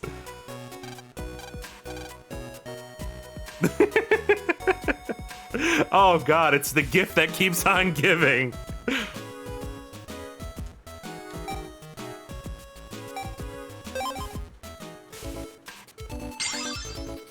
Bubble Man jumps over a security cube in the last game, but Mega Man is always like, if only we had some kind of proper entry code. Mega Man doesn't remember he has a fucking gun on his arm. What a polite young man she was. There is a bizarre amount of times where Mega Man could just shoot something and he just doesn't, because he forgets he can shoot things.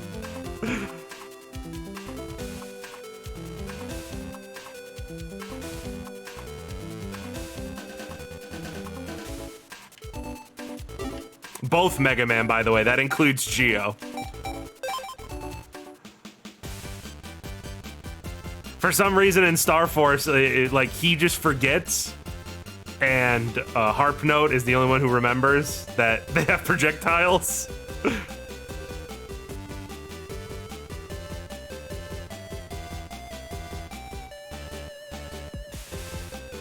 Okay, where the fuck is she? Talk to Green Guy by Dendome. Okay, thank you. What's happening? Still grinding? No, we're blowing through the third playthrough.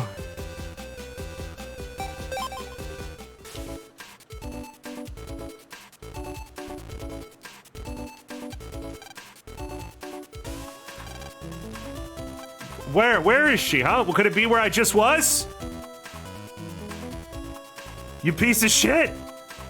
With your stupid flags that have to be triggered?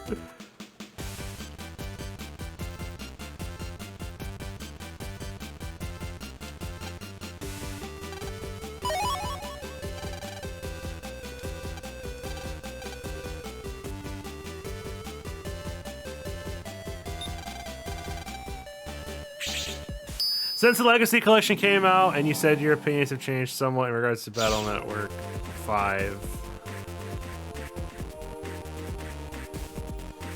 I think my opinions have changed a little bit on 5. My opinions changed the most on 3 so far.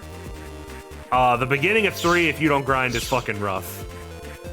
If you're trying to play through 3 normally, the first, especially the first couple bosses, can be bad. Like Slash Man and Bubble Man, or Beast Man, whatever the fuck they call him, are really, really bad early bosses.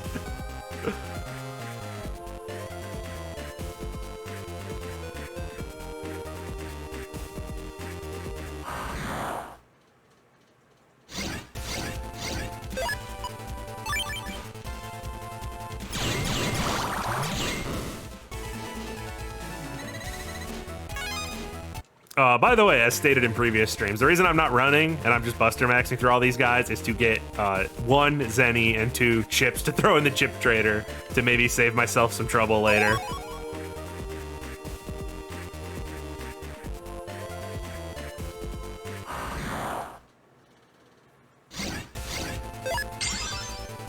Did I ever tell you how I ran into a 1% virus encounter at the start of GN3? Against 3 level 3B viruses that have the power to turn invisible? Great How work. do you not like this? Good job.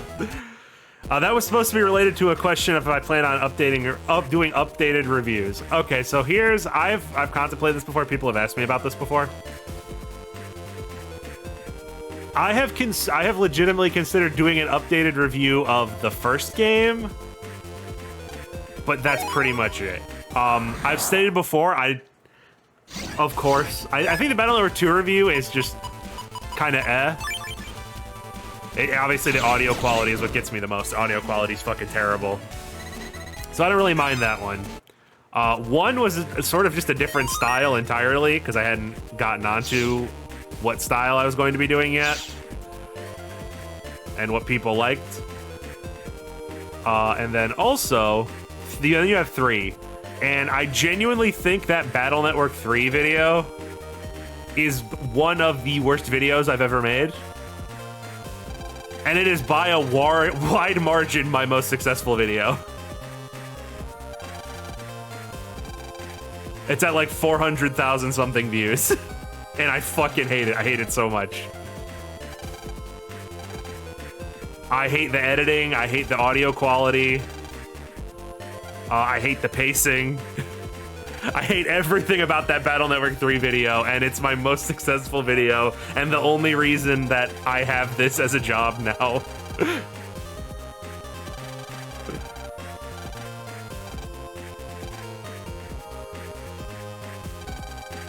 Suffering from success.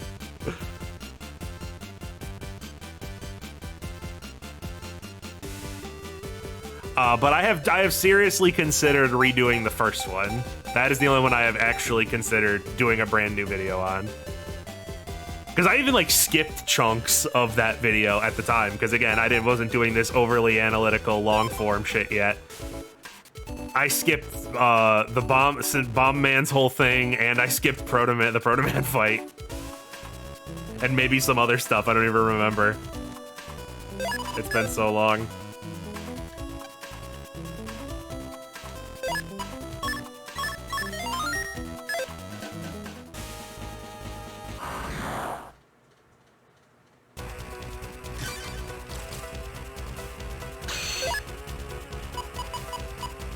Sharkman and the others. Well, I don't... Other than 6, did I even talk about the optional Navi encounters in any of those videos? I saw someone mention Sharkman. I don't think I ever bring those up. Boy, that's gonna hurt when you step on it, buddy. I apologize.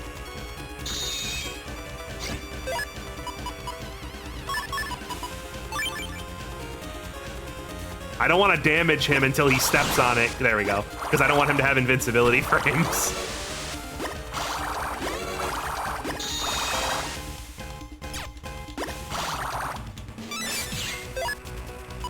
There we go. Now we go back to actually fighting him.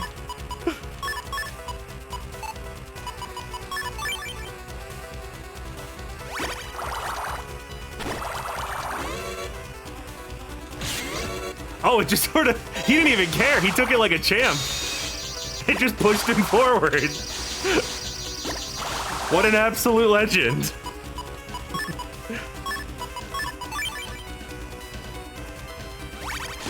Thank you, by the way, everyone saying that they enjoyed the Battle Network 3 video and they thought it was good. Thank you. I appreciate that. It really, the biggest thing is the audio for me. Like, if I go back and listen to any of my videos before I got my new microphone, I'm like, oh my god, this is unlistenable. It sounds so fucking bad.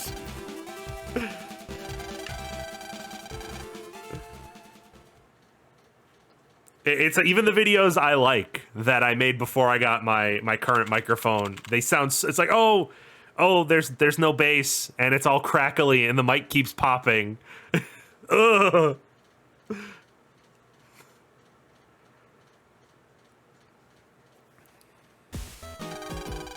I've seen people say how like the battle number 3 was the first video that they saw from me, and that's what I figured. That's the thing too. Like, it is the video that started getting me a whole bunch of subs. Like, I barely had 1,000 subs before the Battle Network 3 video came out.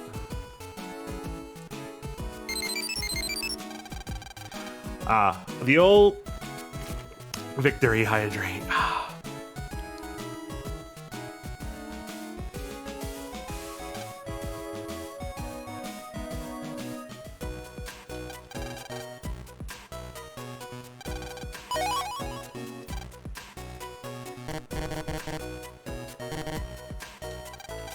I couldn't remember if there was like a thing to jack into Mail's room and steal.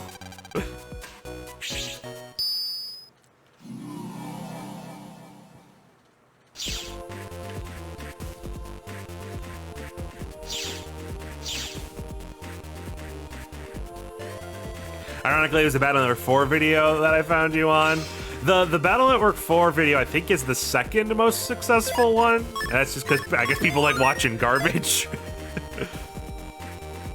I think Battle Network 4 is at like 300 something K, I think.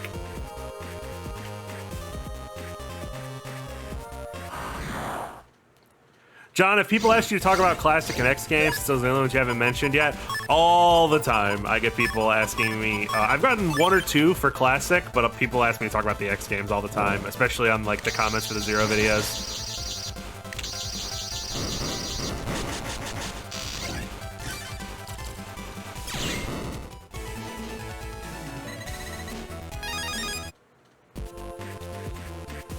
As I've said before, in recent times, I do, once I finish the post game videos, I do, fuck you, get out of here.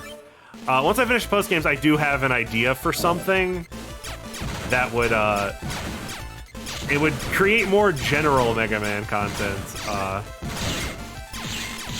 It would be Patreon exclusive for a while. But that it would create content based on various different Mega Man series. This idea that I'm cooking up.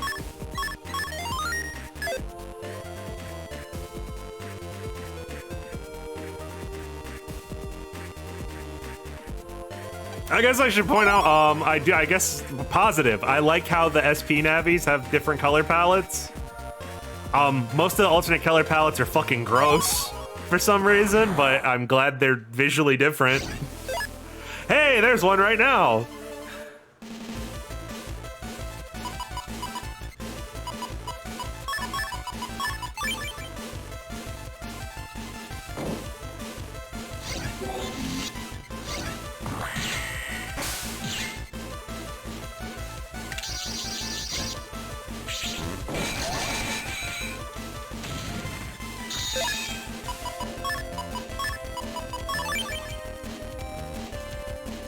How many times do we have to teach you this lesson, old man?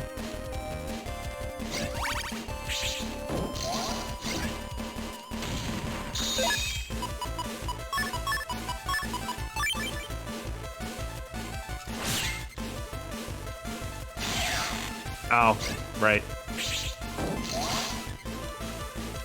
Kingdom Hearts 2 has screwed us again.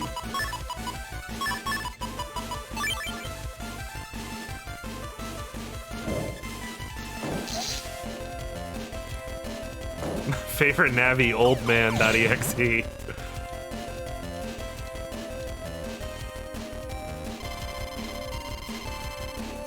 Hate dealing with Top Man because figuring out where his attacks go on pause buffering is ridiculous. Yeah, this attack where he throws the 3 tops, like, having to basically calculate 3 air hawks simultaneously is a lot. That's asking a lot for you to do on the fly.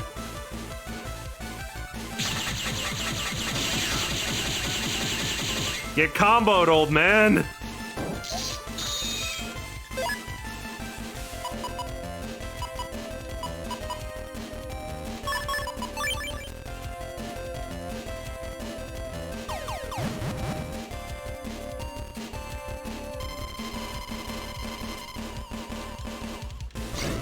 Oh, you piece of shit.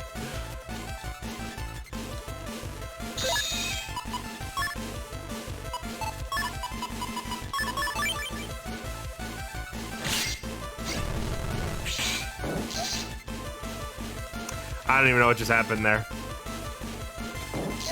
I don't even know what just occurred.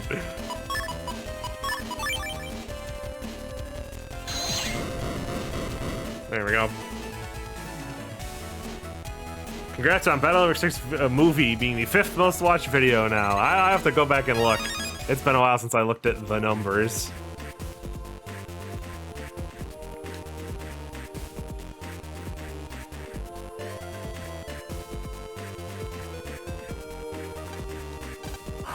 I forgot to use fucking I keep forgetting to use Untrap. Untrap was like a fucking revelation when you guys explained to me how that actually worked. Because for the longest time I was like, what cares about this chip? This is fucking worthless. I didn't know that it activated as long as you were in the net and did not jack out. I thought it worked on a single green mystery data. So I was like, what's this piece of shit? Who needs this?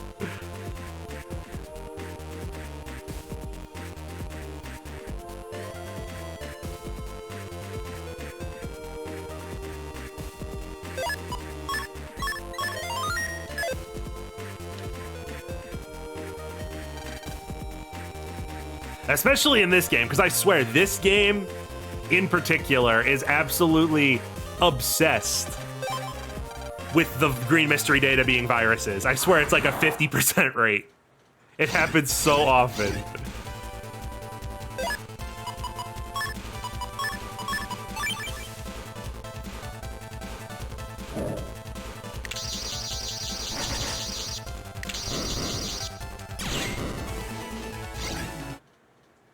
Almost all subchips are useful, except mini energy.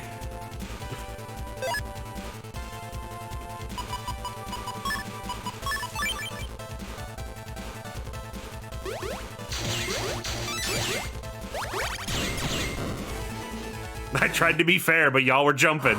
It ain't my fault. Yeah, mini energy should be like half HP heal. Like, it's just not... Once you're past, like, the second dungeon, they don't do anything. They're just completely worthless.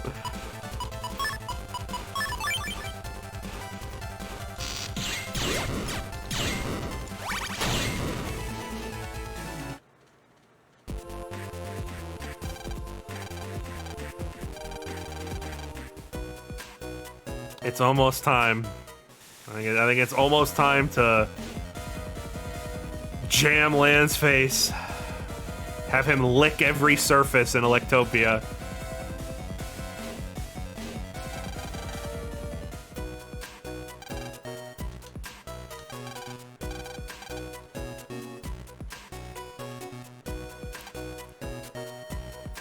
Oh wait, no, we can't shortcut. We have to go to... Right. I was gonna say, let's go. We'll just go Jack in a Park area. No, that's right. I forgot we have to do the thing with the gate. No, not Den Dome. Fuck. Wrong location. Black Town. There we go. Yeah, hey, remember when you just went to Town Area 3? They love this shit. They cannot get enough of making you go back to the exact same place that you've already been.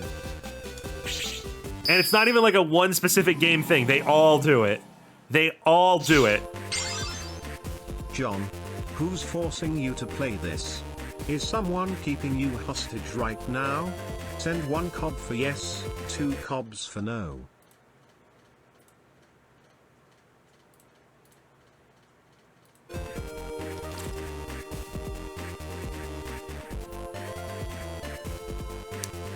But someone asked if the Woodman glitch was fixed. Yeah, as far as I know, it's been fixed.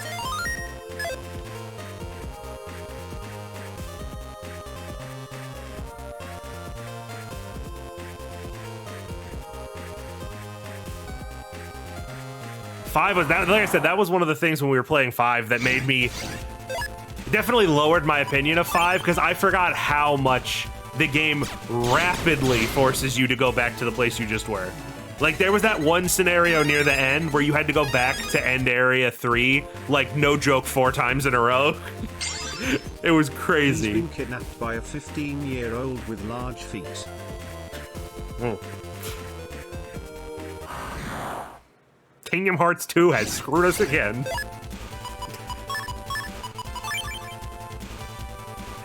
Yeah, you also had the fact that Battle Network 5 is Oran Island Simulator, but at least that was something I remembered. That's not something you forget. Kingdom Hearts 2 has screwed us again.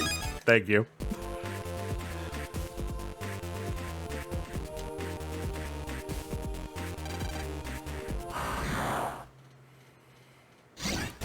Yes, time to violently assault public officials. I'm gonna hack and slash your penis. I just can't do this.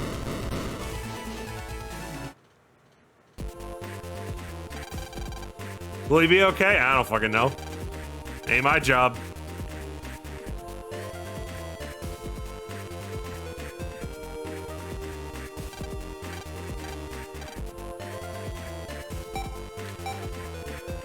I'm trying to remember. It's Rage Duck, right? Oh, there, yeah, people are posting it.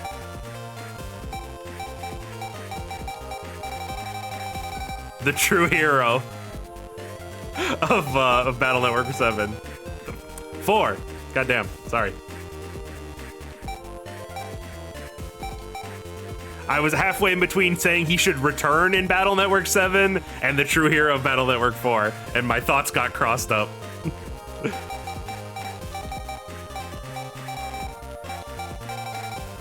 I also stand by that other thought, though. He should return in Battle Network 7.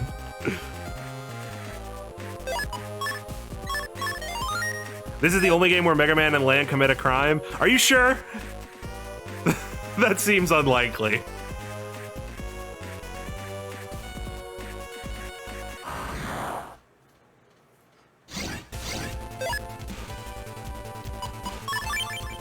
Feels like it should be more than that.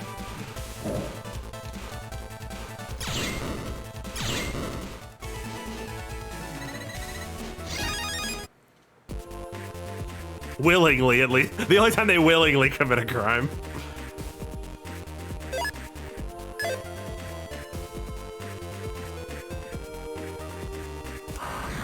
But, what was I going to say? Oh yeah, like you could see, like we're only at the second chapter and already the viruses have 300 plus fucking health. It is just not, like, genuinely, if you're playing this, play it on the Legacy Collection, do what I'm doing. Use Buster Max, just fucking cheat. It is not worth your time to do this legitimately.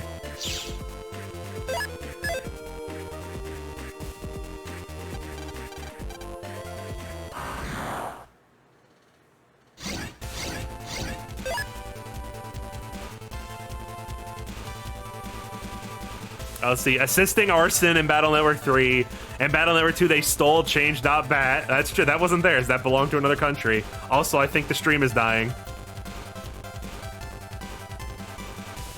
Stream okay? The bit rate's all flashing red. We okay here? I'm just gonna keep playing because it's not like we're gonna miss any fucking content.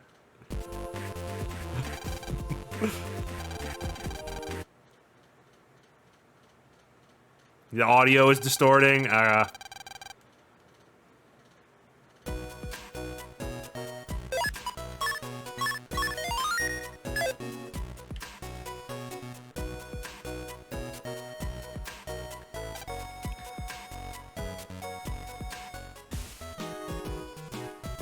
forgot. Oh, why do I always forget about the fucking Castillo dungeon? I was like, oh, it's time to get prepared for the second tournament, but nope.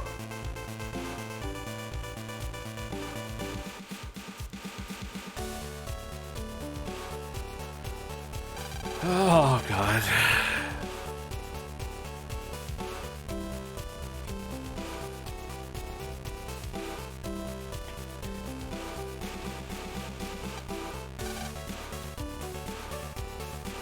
Make sure we talk to everybody, trigger all the flags just in case.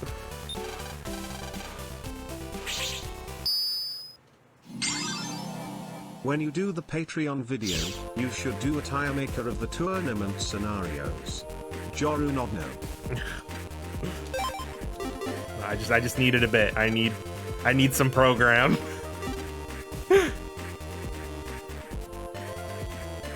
I need something to cheer me up.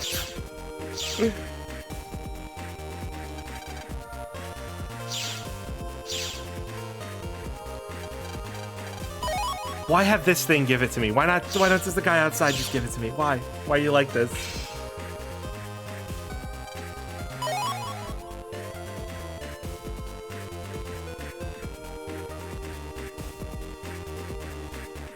All right, time to start walking again. Back towards where we were again. Again. I just cannot believe this fucking game.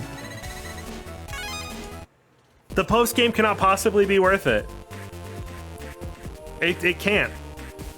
I don't even know what's in the post game for this game other than the Dark Navies and Black Earth or whatever it's called. But like I don't know any details, but it can't be worth this.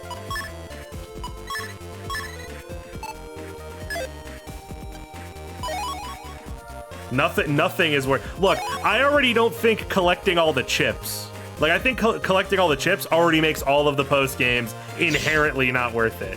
Also having to play the game 3 times. There better be some wacky wild shit.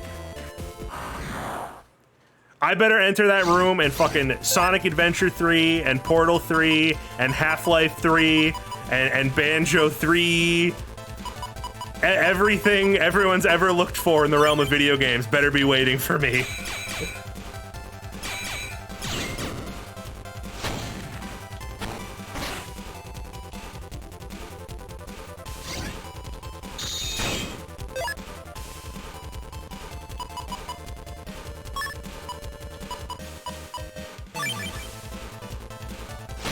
Yeah, Mega Man Legends 3. I'm realizing that most video games people are waiting for are just 3s. I think we're all just waiting for 3s. I wanted to try to save this mystery data, but I don't think it's happening.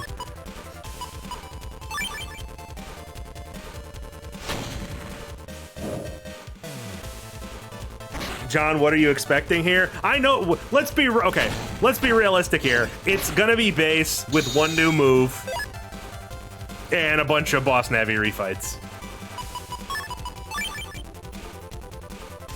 Kingdom Hearts 2 has screwed us again. Realistically, that's what it's going to be. Oh, and then Duo Omega. Which is great, because I was thinking, you know what would be the perfect way to cap off this piece of shit game is fighting Duo a 4th time, only he's superpowers. That's exactly what I want. Not looking forward to that. Yeah, Duo with gold paint and a truly absurd amount of hit points.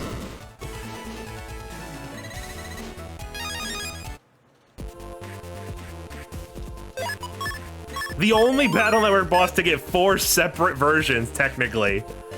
And it's the biggest piece of shit.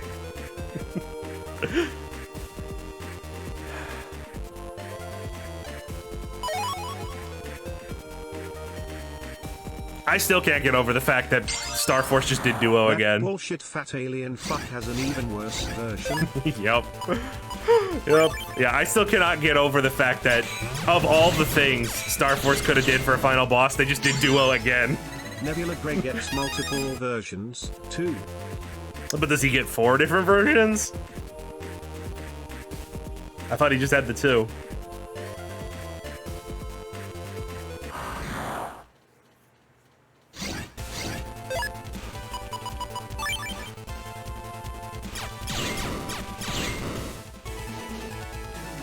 How? How does he have 4 different versions? Like, how does that work?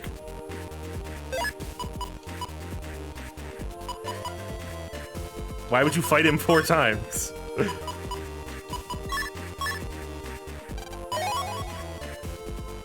Two are post-game. Okay. So they just reuse Nebula Grey multiple times in the post-game. Cool. Very awesome.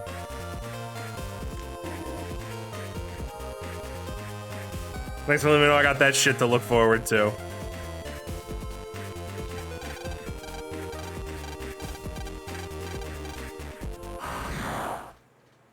It's just... the amount of recycled content. I don't even know. Me talking about recycled content is recycled content at this point. I'm just so completely out of shit to say about how obnoxious these games are. Like, I would rather have way less good content than a bunch more recycled crap. I don't want to fight every boss 4 times minimum. Like, that's dumb. Why would I want to do that?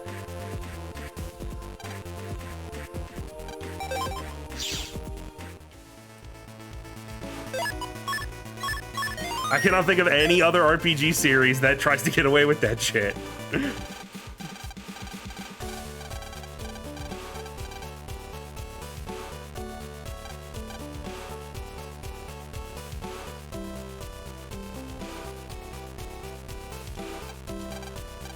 This weird side plot about the girl who works at Higsby's.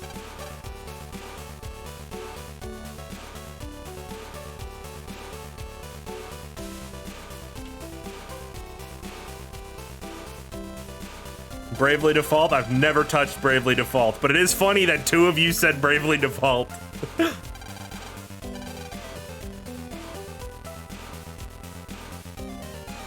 Yeah, that's what I mean. It's weird. You think they're like setting up some kind of plot point with that girl, but no, they don't really do anything with it.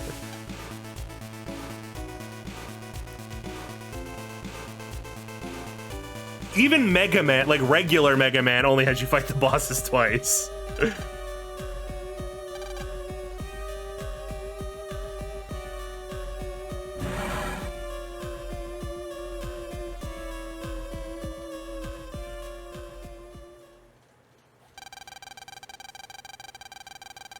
Technically, Disgaea has a ton of recycled content. I think Disgaea does have a lot of recycled content, but there's 2 things. One, Disgaea is like a self-aware shitpost game, so it usually openly acknowledges when it reuses shit, and I don't know, that makes it better to me. And 2, what enemy you're specifically fighting doesn't really matter that much in Disgaea. Like, oh, it's a boss you already fought with a different color palette, but like, if it was a brand new thing, you'd be doing the same shit you were doing anyway, you know? I don't mean that as a knock against Disgaea. I love Disgaea, but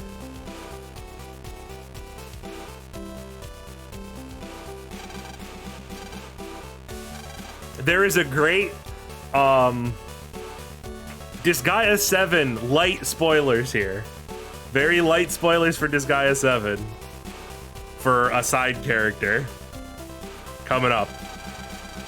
So there is a side character in Disgaea 7 who is set up to be like, oh, your rival who you were in ninja training with or whatever. And he is a 1-for-1 palette swap of the antagonist of Disgaea D2 for some reason, and the game never, ever, ever, ever addresses it.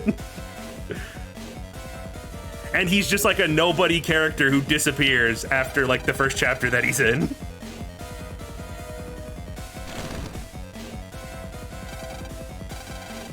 I waited the entire game to hear, wait, why does this guy just look like Void Dark? And they never explain it and they never address it. He just disappears.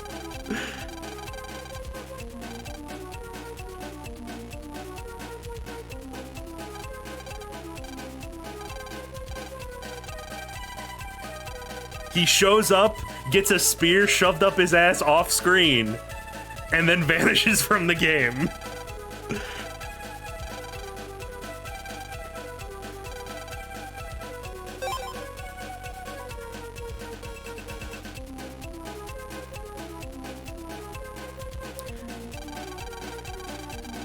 Would you say your opinion about these games has dropped a fair bit? I mean, some things have improved and some things have gone down.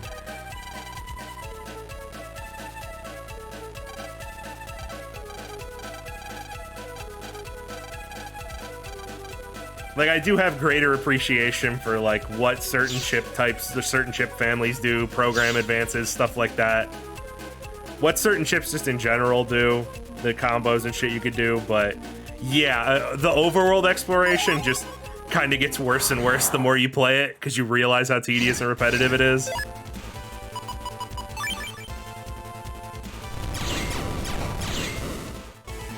It doesn't help the fact that they're RPGs and only, like, 3 of them have a good story.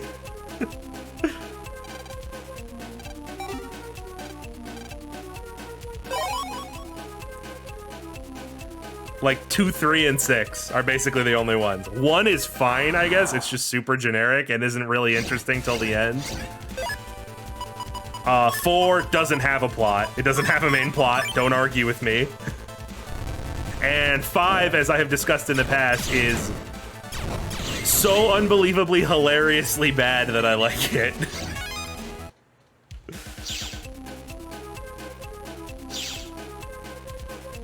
And 6's story is fine as long as you don't think about it. If you've seen my review, you know my opinions on the story. The story is fine as long as you don't think too hard about some of the things that happen, because then the entire plot falls apart and doesn't make any sense.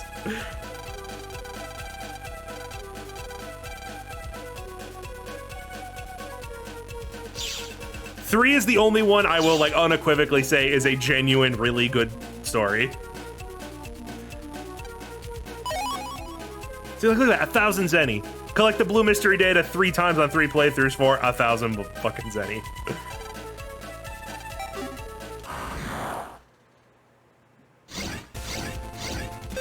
At least 6 gave us Mr. Mock. That it did. That it did.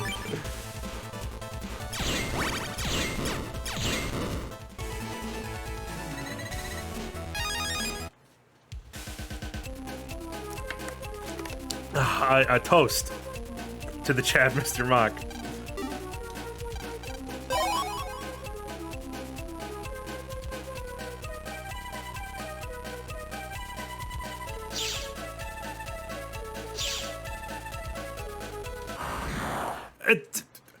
Really, like 1 frame away?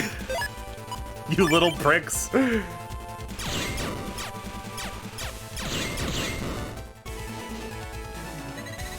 Yeah, almost all of the giant potential plot holes in 6 are related to Iris.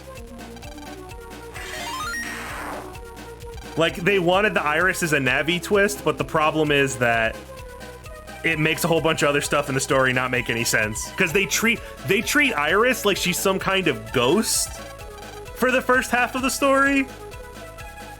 As if they, like, changed their mind halfway through. So you see her, like, teleporting and shit, which just does not make any sense when you learn that she's just a robot. A lot of the shit she does just becomes impossible and weird.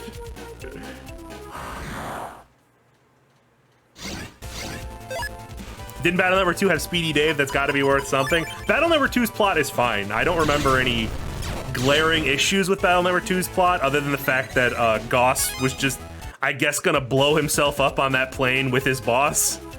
I don't really know what his plan was there.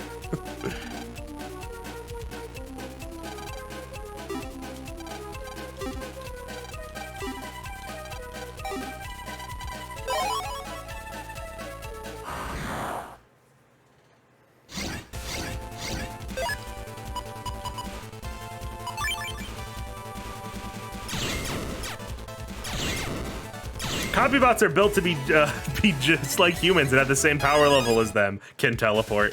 That's the thing too. Like, and again, I know in universe you could argue that Wily modified Colonel's copybot or whatever, and that's why he's so strong. But the fact that they go out of their way to be like, and copybots have the strength of an average adult human. And then, not that long later, you see Colonel cut a fucking computer in half.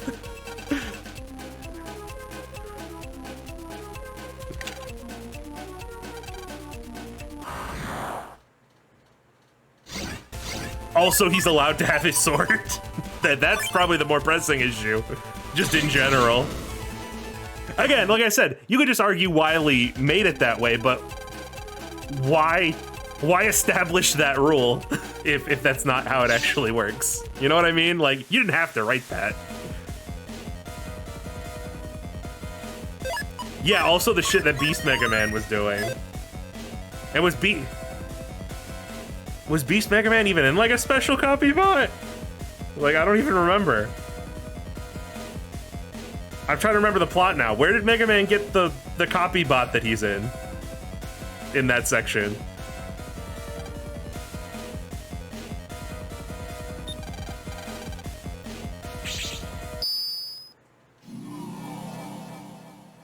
The Goobers. I guess he could have got it from the Goobers. Because if it's the copy bot that's just at the aquarium, the copy bot at the aquarium is a normal copy bot.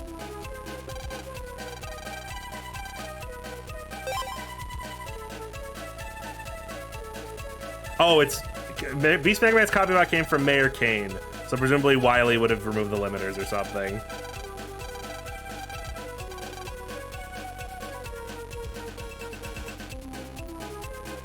That's right. I mean, they don't say it directly, but the implication was that World 3 specifically put Mega Man there to fuck over Lan.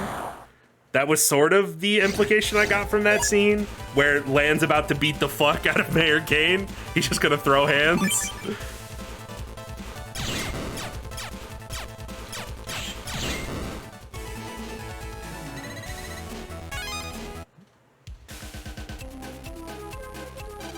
You know it's the Wizard Monkey, baby.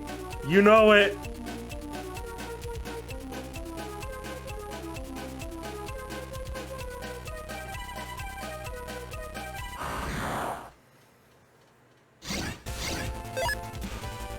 This game looks different from 3. There's a limited amount of units you could reasonably face, and it's a setup of the level. No.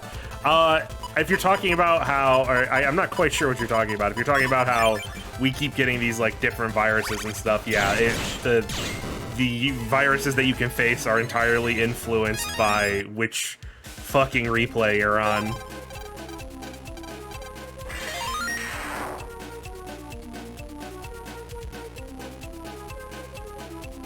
The Mayor Kane plot was so dumb. Mayor Kane in general is just dumb. There's literally no reason for him to be in the game. I am convinced the only reason Mayor Kane is in the game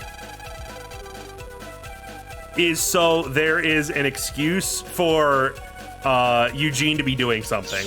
So he's not a part of the main plot until the end. Oh, you were talking about Disgaea. Okay, hold on. Let me take a look at that question again, actually.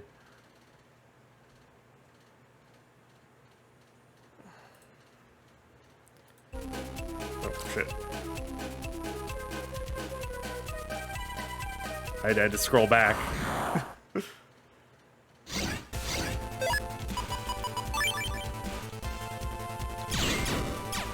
Come on, you fucker. Just line up with me. I'm not even chasing you. Why did Mayor Kane have a literal child as his bodyguard? So that's the weird part, right? So the implication, to me anyway, is that Eugene is his bodyguard because he's an official. But he's in disguise, so they don't know that. So it doesn't really make any sense.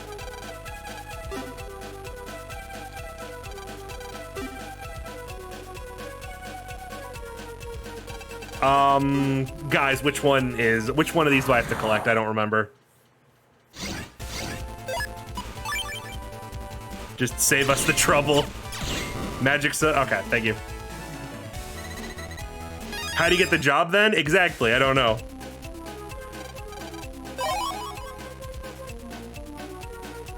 You collect the correct one. Ah, thank you. I'll keep that in mind. But, I'm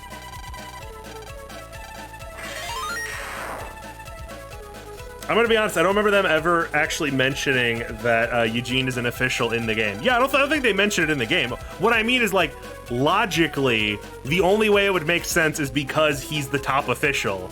But it's supposed to be a secret that he's the top official, so why is Mayor Kane allowing a 12-year-old child to guard him?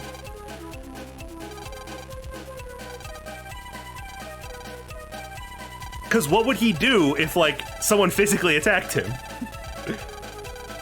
Like, yeah, Proto Man could save him from net-related attacks, but, like, if someone just walked up with a gun, he'd be pretty screwed. I don't think our boy Eugene is bullet resistant.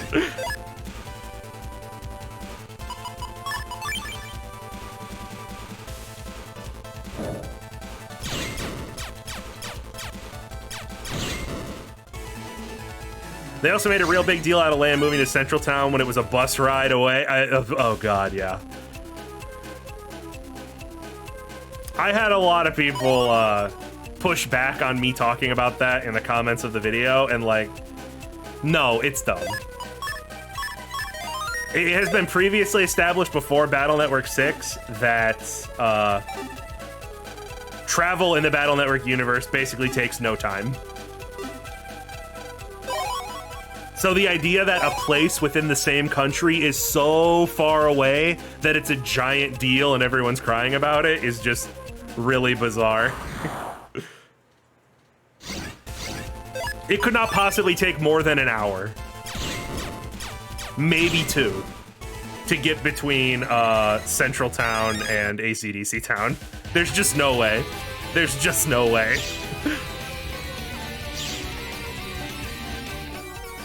Oh, look at that.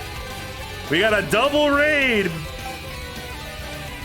Double raid. Pixel gone and Agent Q. Thank both of you. You shouldn't have shown up.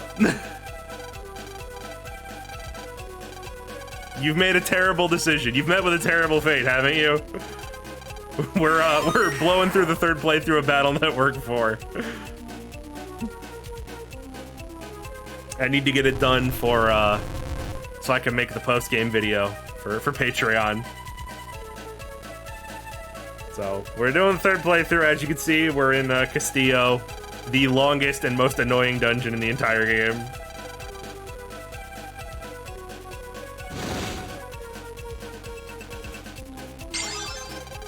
Thanks for the raid. I hate all of this. Money will be wasted on subs. We all make mistakes in the name of passion, Jimbo.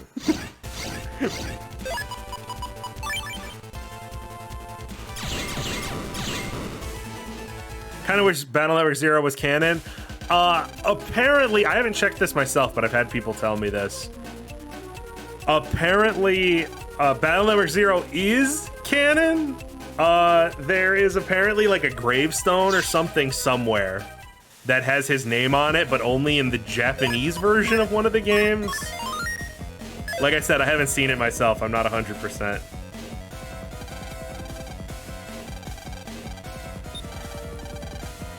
Wait, that's the reason you're playing this? I thought you just really liked Battle Network 4. Oh, no. It's in 6? Okay, Gravestone's in 6. That would explain it, because that area was entirely cut out before the Legacy Collection showed up.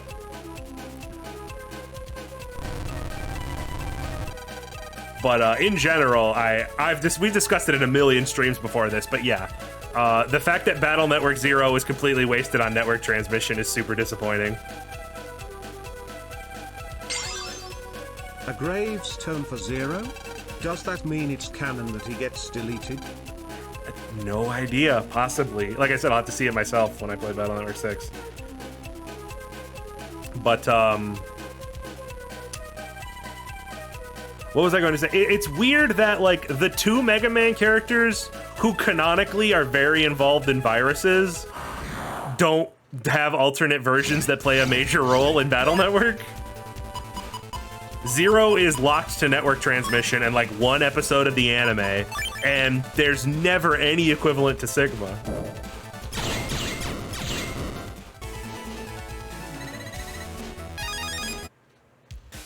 Why? Okay, so here, like, they ended up doing the thing with Iris or whatever, but they could have had 0 be the Navi that Wily created. They could have done something with that.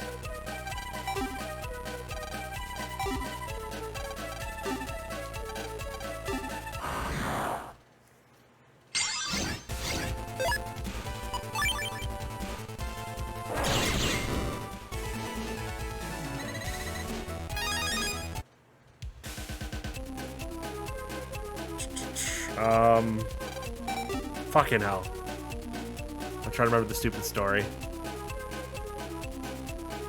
Maybe if I actually read it instead of skipping through all the text and just hoping I could do it by memory like I can with some of them. Maybe I shouldn't be doing that. Let me think. No, it's not Pride.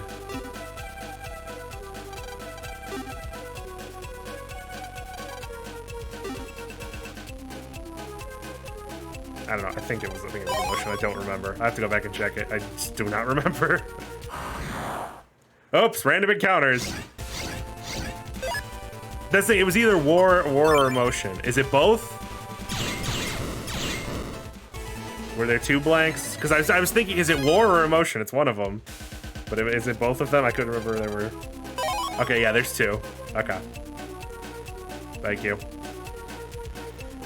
Because I would have walked all the way back with one data. What?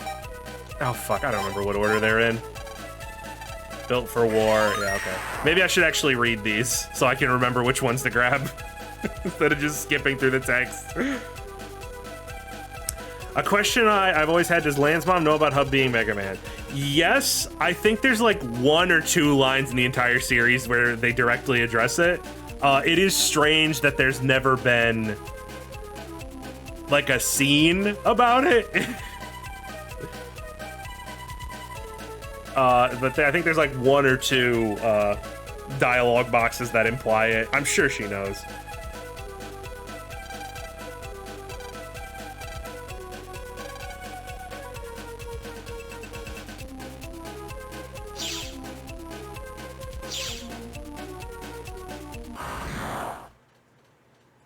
Yeah, she's too busy making the dinner to know these things. Like, one would hope Yuichiro would be a top tier piece of shit, okay, if he didn't tell her. Like, that would be... Whew.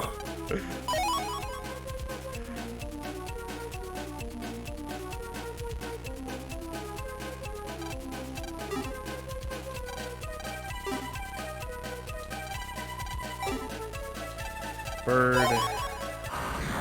God, just let me grab the stupid thing.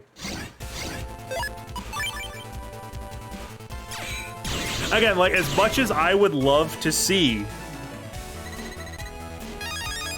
I would love a flashback scene, or like even like a tie-in manga or something explaining Mega Man's creation, but like they would never do it. They would never do it because it would be way too fucking dark for who they for the audience that they are targeting mainly.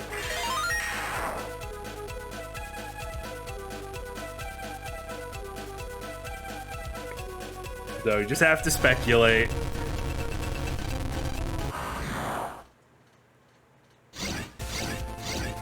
Oh, I like the color palette on them.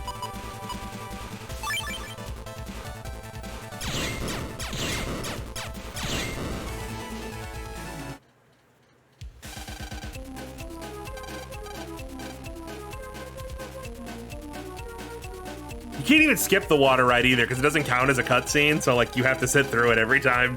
I can't even just press start.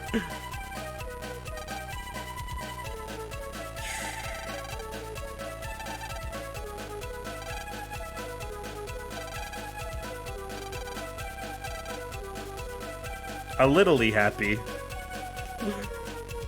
I don't know if I read that wrong or that was a typo.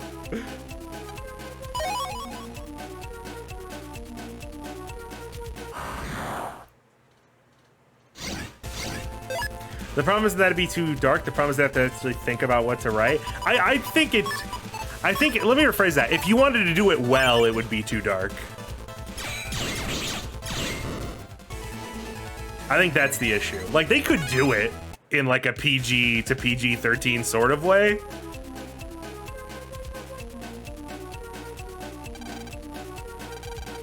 But I think to do it well, they would have to, it would be too much.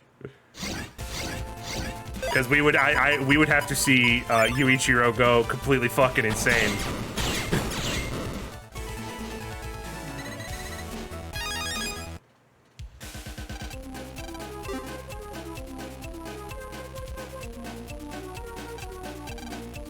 A computer fell on him and he became a computer program. That's how it works.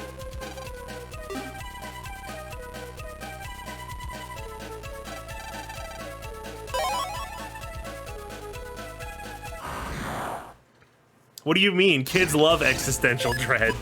Yeah, I just don't think two parents mourning their dead baby is like the kind of emotional, like, I don't think it's gonna emotionally resonate with the target audience.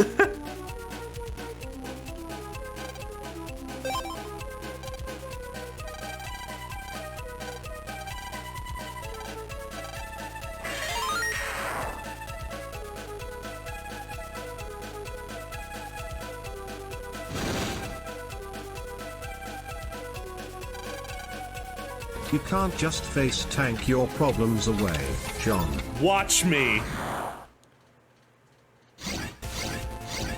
I see you bringing up, someone bring up the Mamoru stuff as like a reason that it wouldn't be too dark. The Mamoru shit is such a weird, impossible outlier that it honestly feels like a mistake or like someone missed oversight or something. The Mamoru stuff is the best stuff in the game, but it is so bizarrely out of place and dark that it just doesn't gel with any of the story of any of the other million Battle Network games. That is absolutely an exception rather than a rule.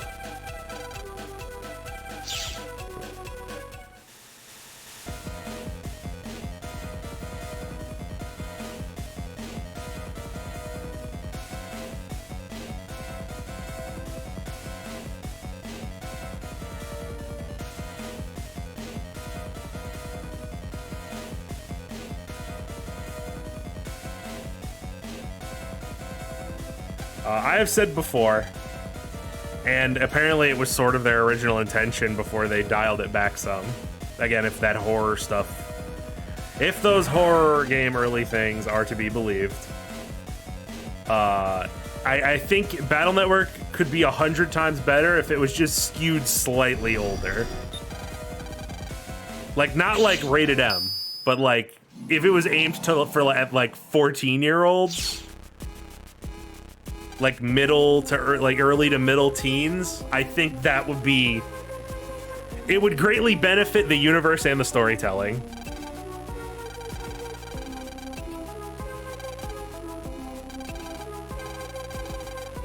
Because there's a lot of issues with Battle Network tonally that I'm sure you're all aware of. You guys have all played the games or seen the videos. Like, there's a lot of tonal whiplash in Battle Network.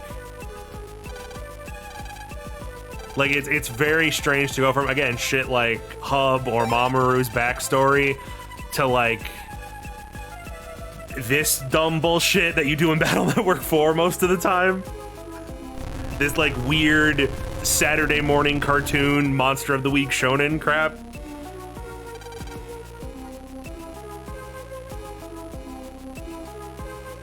Yeah, Sean's entire backstory that's relegated to a single conversation crammed in the end of the game.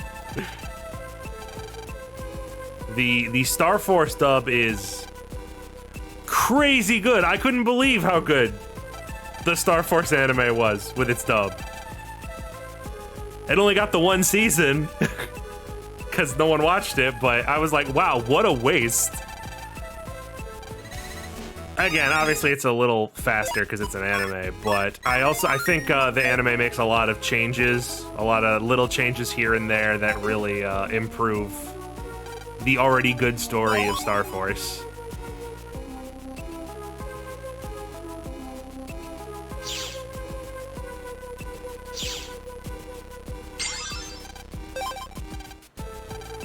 I can't believe this state is just reading Shademan's Boktai fanfic.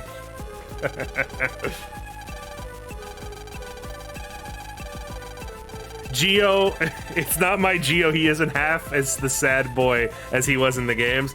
It's not so much the depression itself. It's like I said before, the biggest thing I said in the video is that they shortened the amount of time Kelvin was missing drastically.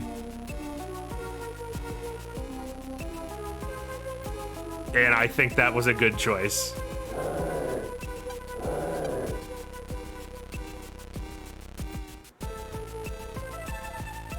You said this playthrough's for post-game stuff, right? Yep. How much? They shortened it to, I think, 3 months instead of 3 years.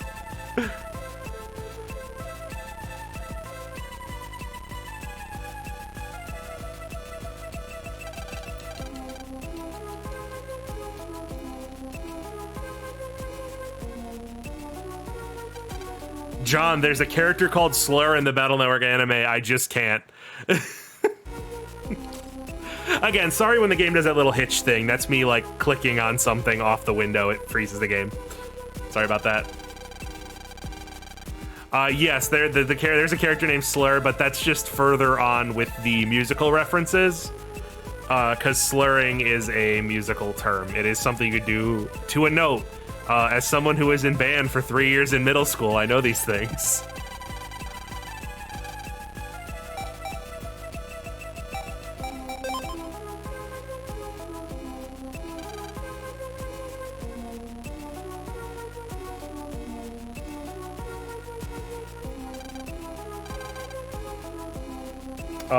What was wrong with 3 years compared to 3 months? There's nothing objectively wrong with it. I just think Geo's extreme grief and aversion makes a little more sense when it's only been 3 months.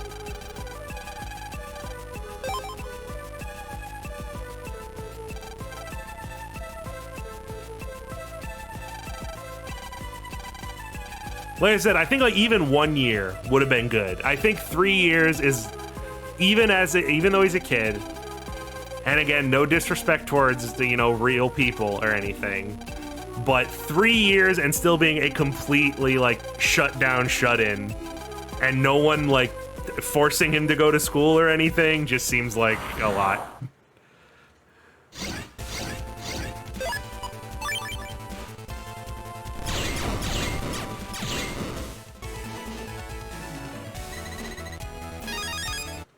Yeah, like I feel like 3, because it's like an anime thing or it's like a cartoon, like you don't think about how long 3 years is. Like 3 years is an insane amount of time. That's crazy. When did the Buster Max come on? Oh, I've been using it for all the random encounters. I'm fighting the bosses normally, but yeah, I'm random encountering through dungeons and shit. The man head.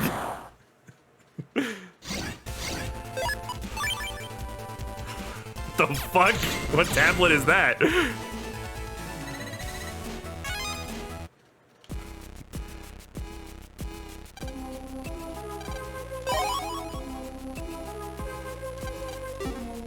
I think it's the skylight. Let me read the other one just to be sure. Oh, I can't. Okay, we're gonna presume it's the skylight then. I think that's what it was. I've done this 100 fucking times. I should have this entire dungeon memorized. The concept of time does not exist in Japanese games. It's okay. It's just like the concept of age.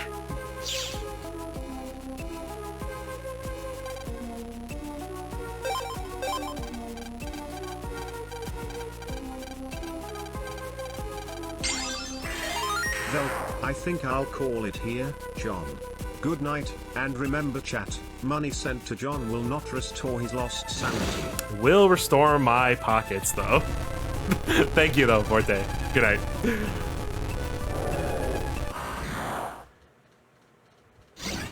Your brain is actively trying to dump this game from memory. You keep forcing the knowledge back inside.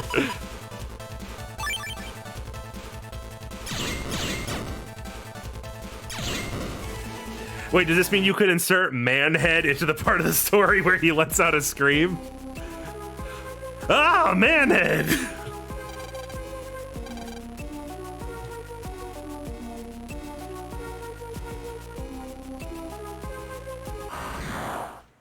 It's such a cheat, too. Like, you go through this whole fucking dungeon, and then you don't even get a real boss fight. You get another fake out boss. So, for those keeping track, both dungeons so far have ended in fake out bosses.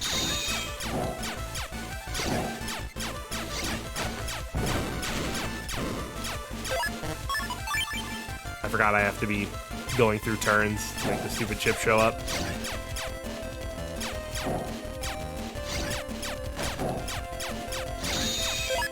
There they are.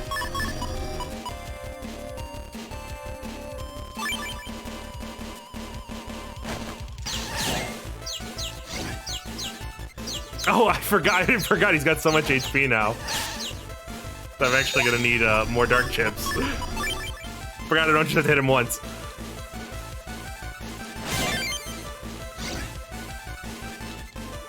What is that? Oh, I'm like bugged or something from using the dark chips, I guess. It was like pulling me forward.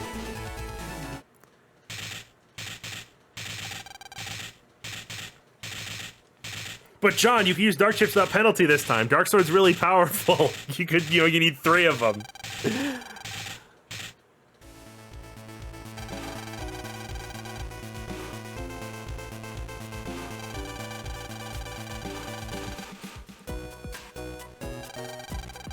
Okay, now it's time for this bullshit.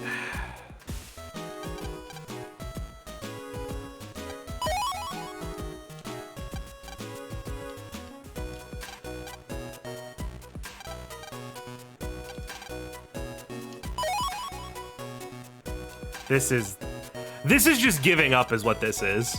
This is them like openly admitting that they gave up on making scenarios.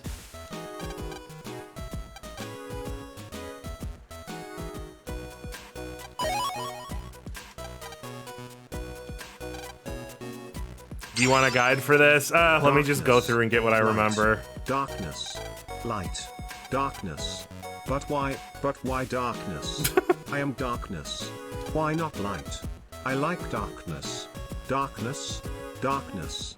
/.okay. Laser Man says after this cutscene that losing Shade Man was a big blow to Nebula.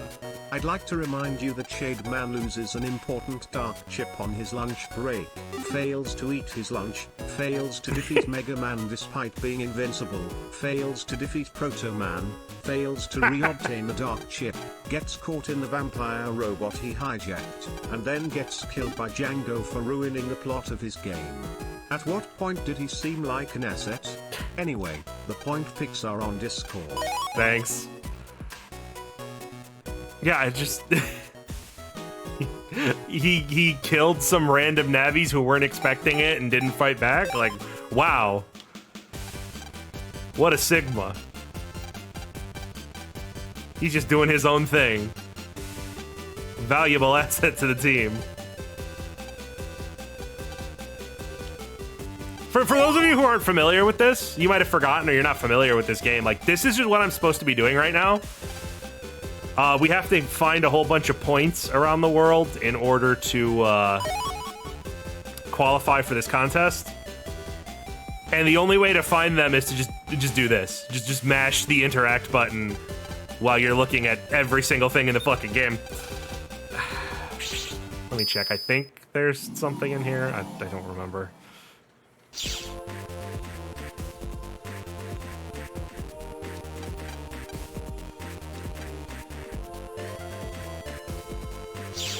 Nope.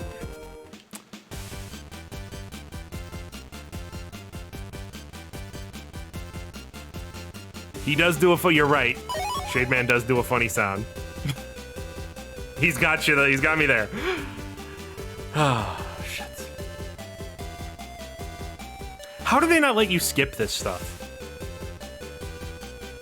Genuinely, completely caught off guard, baffled, bamboozled that they do not let you skip these in-between scenarios on repeat playthroughs. What the fuck were they thinking?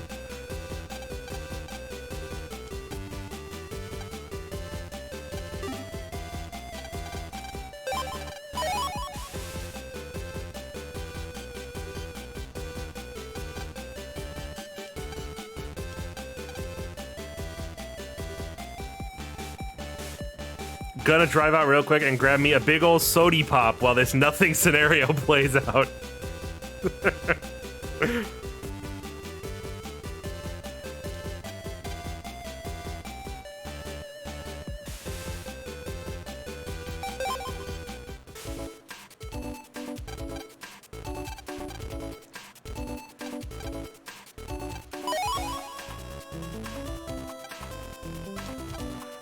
Just gotta interact with everything, talk to everyone. This is like the perfect anti-scenario for me.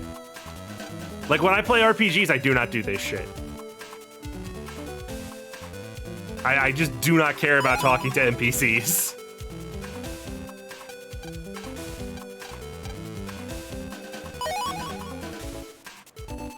Yeah, you need 50 points, and I think there's only like 55 or 60 points. Like, I think you need most of them.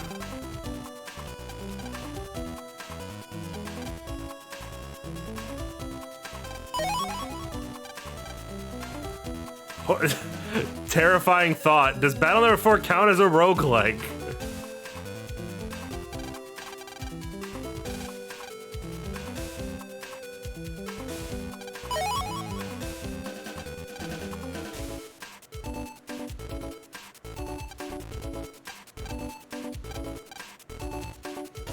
Oh, wait, hold on. We should jack into this. Kingdom Hearts 2 has screwed us again. In case there's data here. When Shade Man makes it through your company vetting process, you may need to restructure. Another just one single bug frag. Like, you couldn't at least put a couple in there? Why are you like this? Why are you like this? You can't just face tank your problems away, John. Watch me.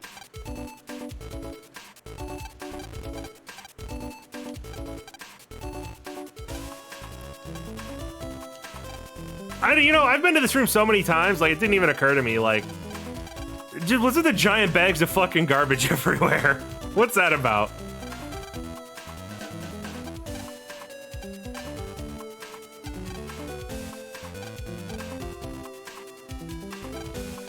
In the fucking trash! Where you fucking belong! I think there's someone with points in one of these things, I think. I'll have to check the thing in a minute. It just emphasizes that locker rooms are gross.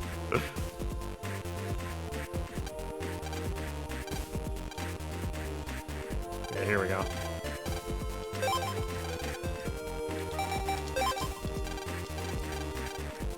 Scissors again, baby. Hold on, I got him this time. I'm wearing him down.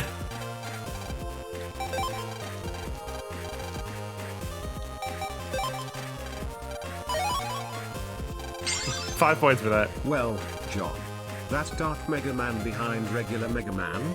Would you say that's you right now?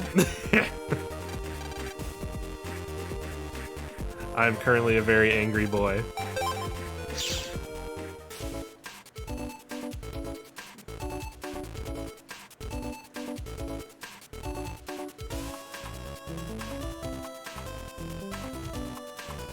All right, hold on. Yeah, Prog's hands are V-shaped. They can only do scissors because their hands are their little doodads.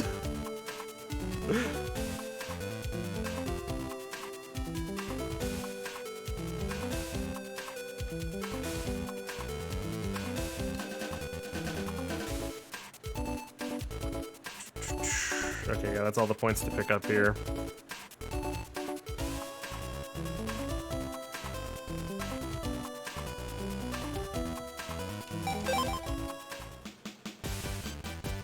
Remember Battle Knife when we got to fight Progs? Yeah, that was like an interesting little enemy. They never reused it.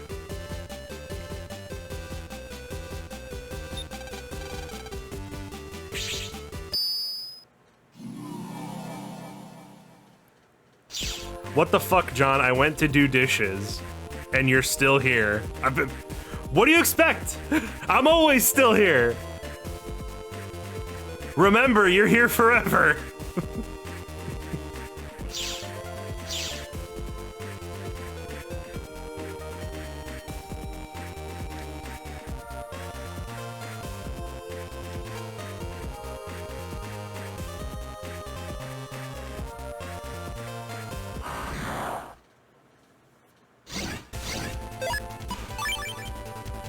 It's been 3 hours? Yeah, and we're not even halfway through. I mean, I guess you could argue because we did Castillo, we're like exactly halfway through because it's the amount of content. Depends what scenarios we get. Dr. Eagle gets the Dark Lords high on dark chips to get them under his control, and Shade Man is horrified to see all of his homies get gradually destroyed by crippling drug dependency.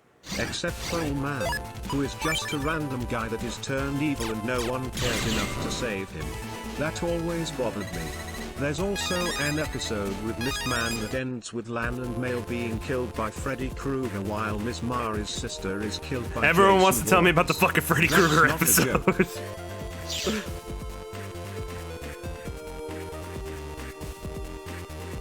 Everybody's got to make sure they let me know. I got to see this crazy shit because I don't know how I don't remember that. I don't know how I don't remember that. Again, like I was young, but I did see the entire anime.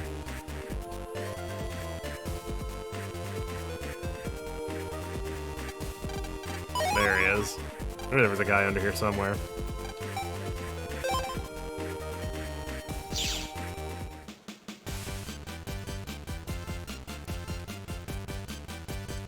The English episode ends on the scene before that. Oh, okay. Well, that's probably why I didn't see it then. Band episode, yeah. Yeah, that figures.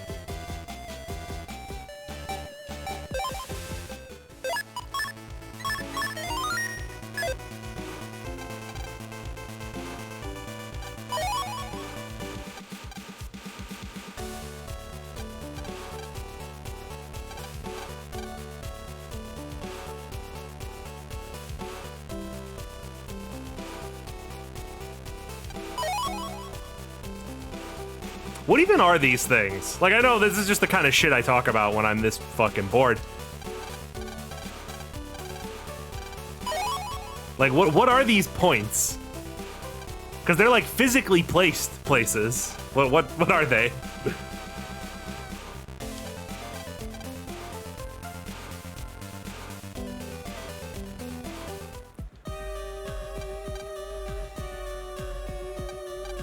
Social credit, tokens, chips, NFTs, crypto. Constructs your mind cannot comprehend.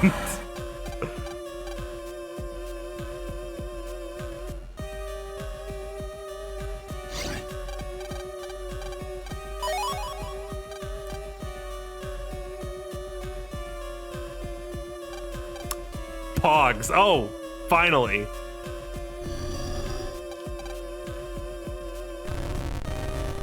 Remember Mega Man? He's back in Pog form. The concept of money that has no gold behind it. Cob kernels. QR codes. They were thinking ahead of time with that one.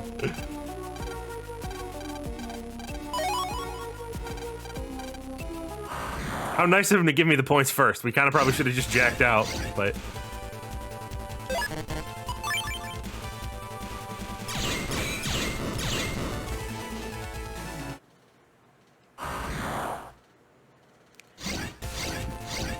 You traded my brother for Pogs?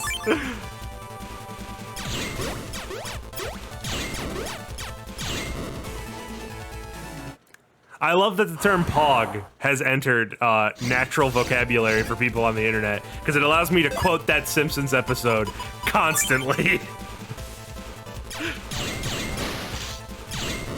Anything that gives me more excuses to quote the Simpsons.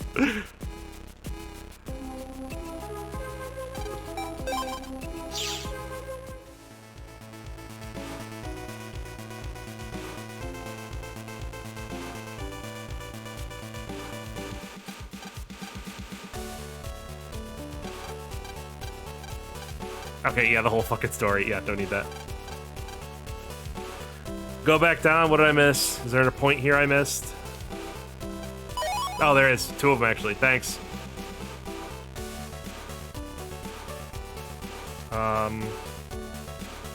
Yeah, I'm just going down the list here at this point. I thought I was talking about the other stand. It's talking about this stand.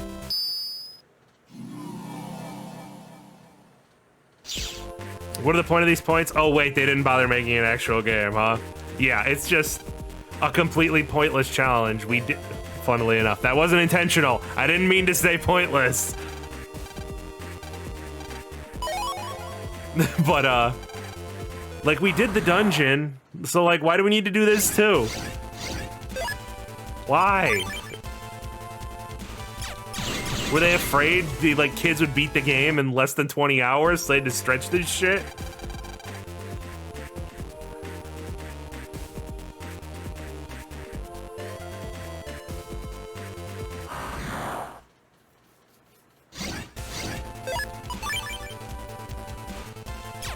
Like, for all of the issues that Battle Network 1 has, all the first game syndrome it has, Battle Network 1 has like the best progression, because it's just a straight line with basically no dicking around.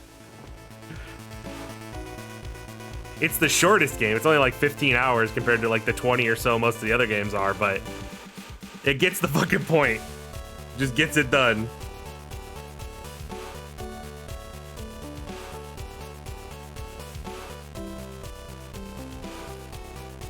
Hold on. Where did I miss these 2 points? I was a fool. I was not following the guide correctly. Huh?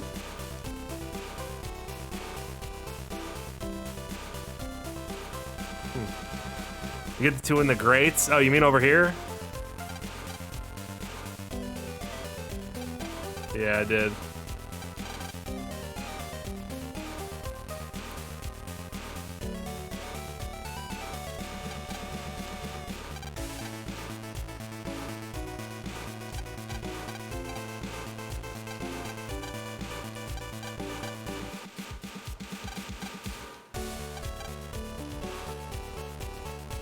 Behind the castle? Is there? Oh, there we go. Perfect. Thanks.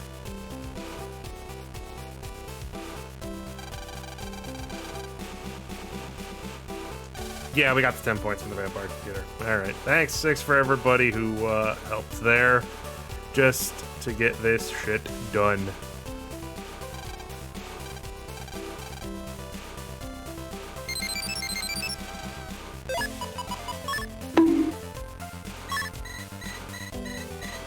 Yoink. I'll take that, thank you.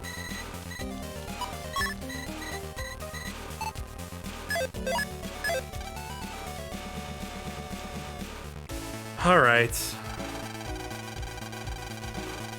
I should be, they want you to like feel excited building up to seeing the tournament bracket, but it's just dread.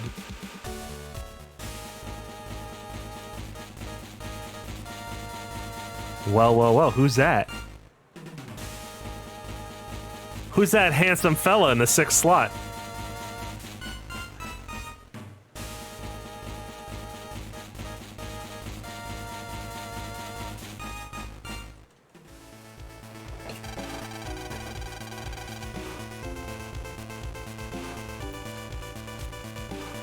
Wait, something ain't right here.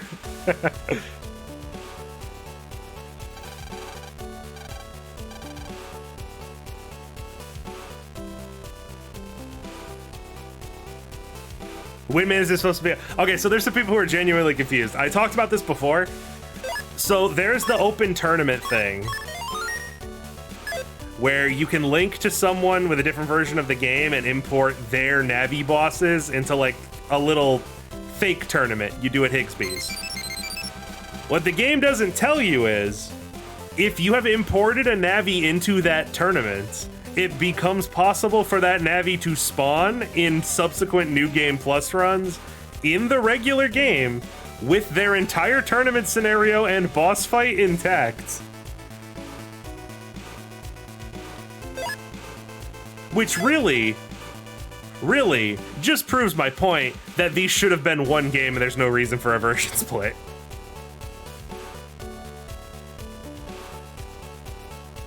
Yeah, the only thing you're missing is the soul.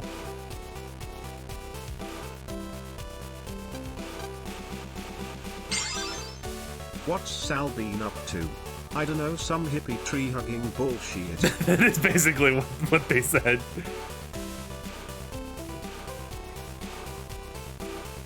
I forgot where the fuck she is.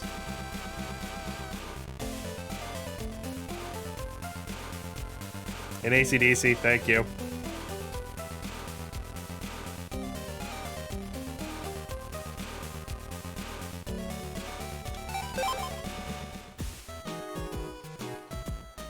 There we go. I just don't know, what is the point of the, like, the press L to talk to Mega Man thing is helpful, but half the time he'll just say, Lan, we have an objective to complete. And like, no more information than that. That doesn't really help me, Mega Man. But I appreciate the effort.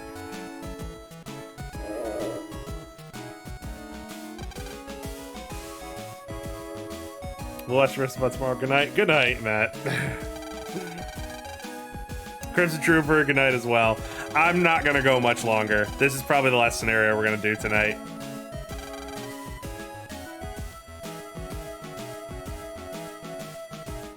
We got more done than I thought we would. We got really lucky with the scenario that we just got to skip. The Sparkman scenario.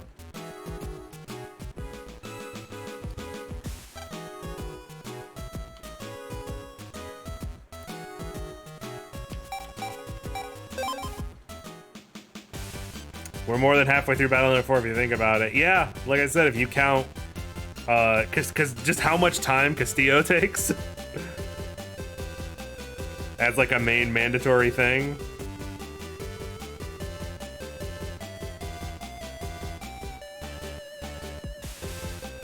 So like, even though technically we're not halfway through the tournaments, we're halfway through the game.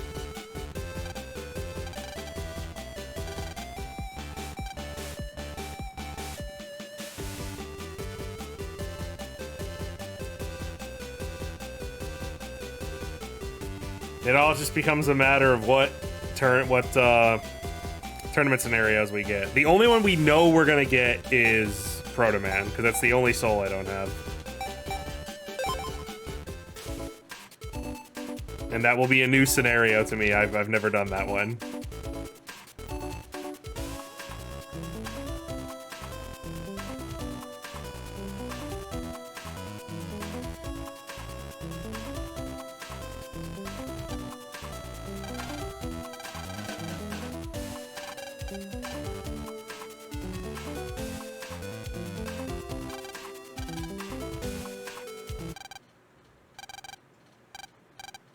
Did we?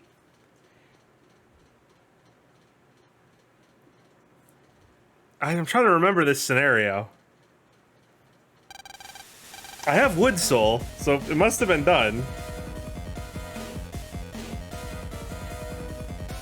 Did we do this scenario? I genuinely don't remember this scenario at all.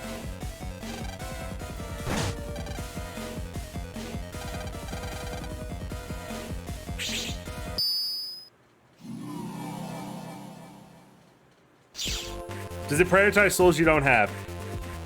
Yes. That's what I'm saying. That's what I'm saying. I have Wood Soul. I just don't remember doing this.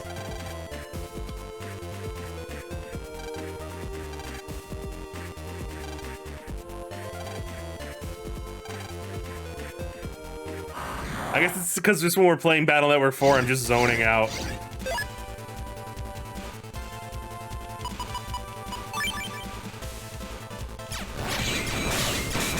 You think it was one of the ones I got off stream? I mean, that would make sense, because I was probably just skipping text boxes, if that was the case, at 3 in the morning.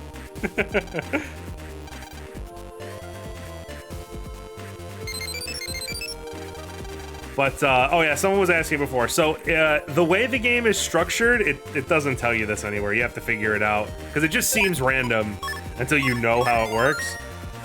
There are 6 souls. You always get the same first one.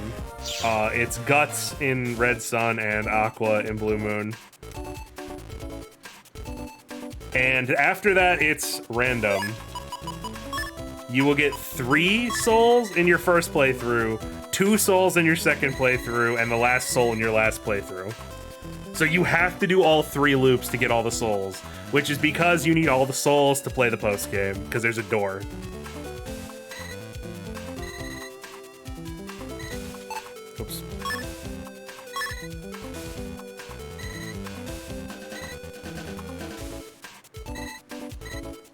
dark area. Go to Castillo. Got it. Yeah, and like the one like I said before, the one I was most interested in and the scenario I was most interested in was Proto Man. So of course that will be the very last thing I get before completing the game for the 3rd time.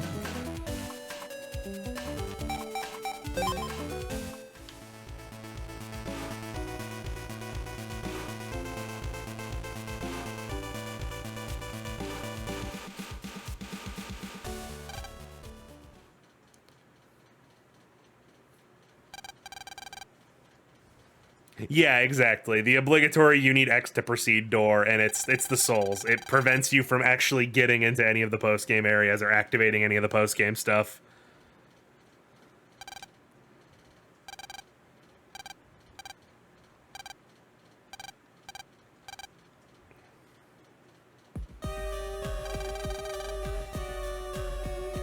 Okay, you need 3 playthroughs. Is that enough to get the hardest stuff unlocked as well? I know the bosses keep powering up. Not sure how many playthroughs it took. To fight the hardest version of the bosses, that's their dark form, you have to get into the post-game area. So yeah, you have to do all 3 playthroughs first.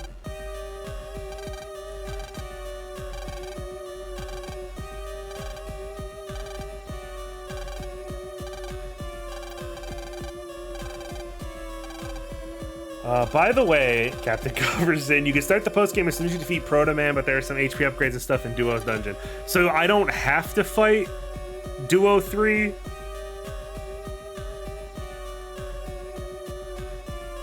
Like, do I have to complete that dungeon? I figured I would have to.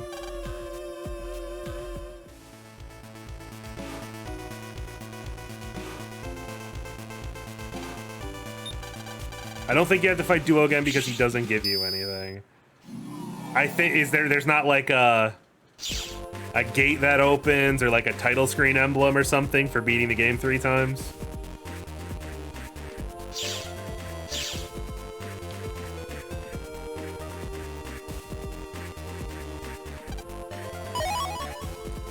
Good luck if you realize you need a version 2 chip when your 3rd playthrough. Yeah, I was very careful about that.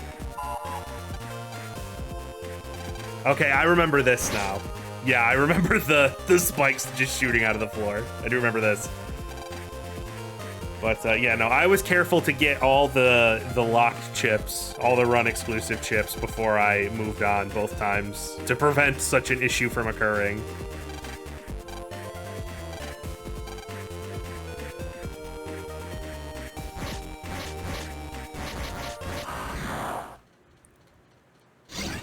Actually, that brings up a question. What if you need Black Bomb or Bulk Bomb? I don't think we've ever solidified which of these it is. For Cold Man scenario more than once. I think that mystery data always drops one. I think that specific lock mystery data always drops that. I could be wrong. Because I swear it dropped on my 2nd playthrough as well when I opened it.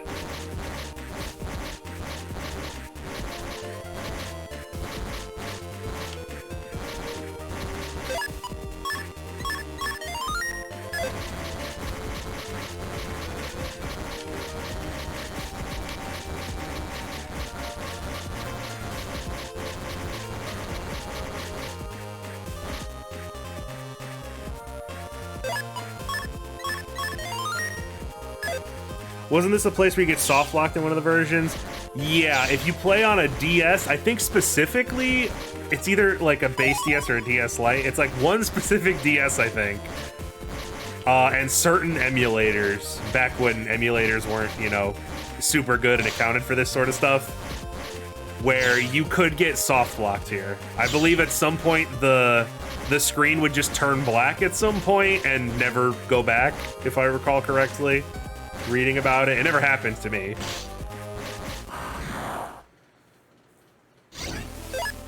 Oh, Burner Man. Hey, buddy. Don't have time for you right now. It's if you hit a random encounter with when you have the pillars going, it could freeze. Okay. Love his design. Yeah, I like Burner Man's design. I don't give a fuck about him or his operator character-wise, but he has a very cool design. He's also weird in that I think we discussed this last time we encountered Burner Man, but like, is he the least touched Navi in terms of design, like from his Robot Master counterpart? Like, I think Burner Man kind of just looks like that, even in his classic form. I don't think he's that different. Oh, Cutman, right? I forget that Cutman is in Battle Network. I forgot he's in 2.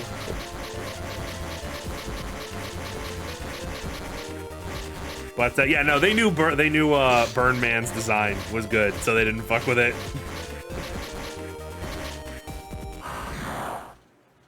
You cut him out of your mind. I just forget because they just kind of throw him in there.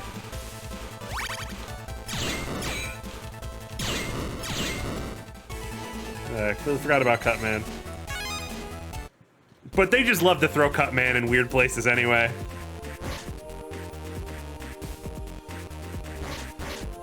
You forget about Kung Fu Cutman.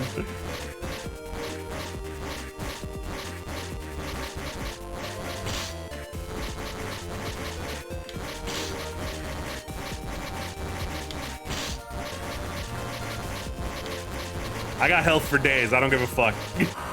Stab me. Let's go. Get over with.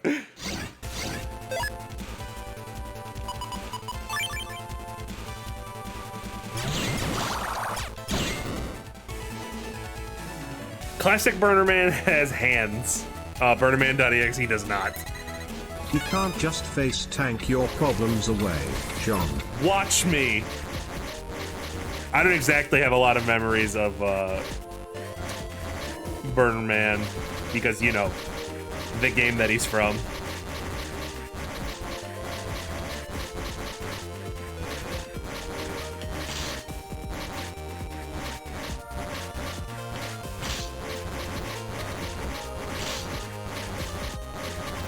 In the fucking encounter. Where you fucking belong. Okay, come on. Holding B, holding forward. There we go.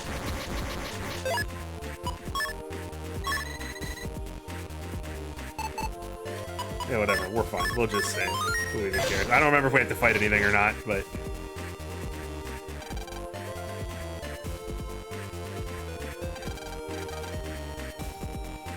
Yep, no, we're just leaving.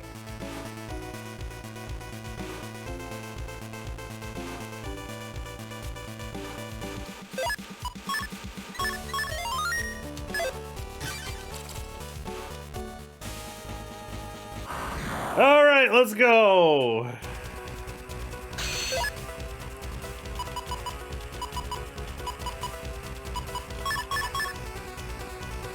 You know what? Fuck it, I'm gonna get him. Get him a taste of his own medicine. God, this soul looks so fucking bad, you guys. Like, am I crazy? Do people agree that this soul looks bad?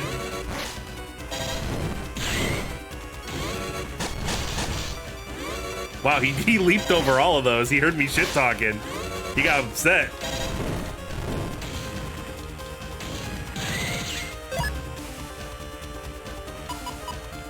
Dookie looking soul.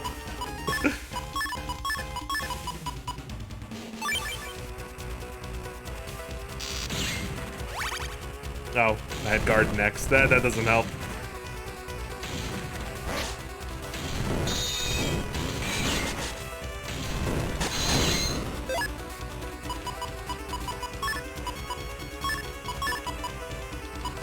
Wait, no, hold on. Let's save that. Actually, it's peak Woodman silliness.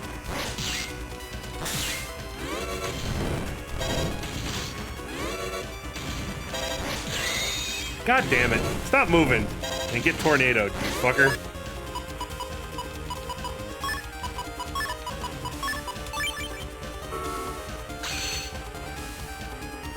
Look, I see what they're going for, but it just looks, yeah, it just looks like he's wearing a big brown skirt. It just looks strange.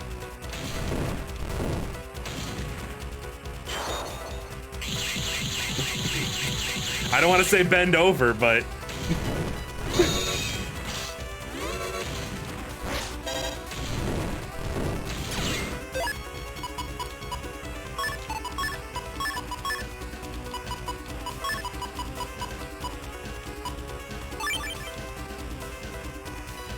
Only two designs, big pant or big skirt.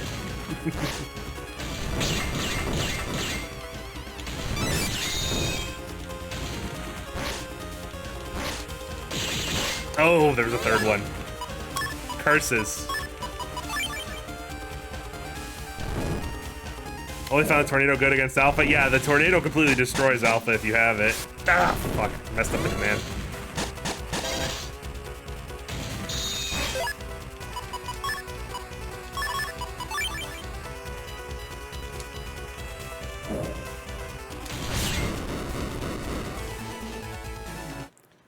I did it. There we go. Sex averted.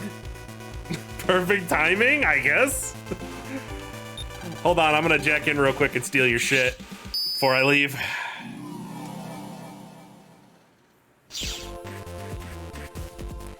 No good at variable or neo variable sword. I can get the... I'm pretty fine with variable sword. I cannot get the timing on the Z Saber though for the extra hit. I always fuck it up. That's the one that I just cannot fucking get right.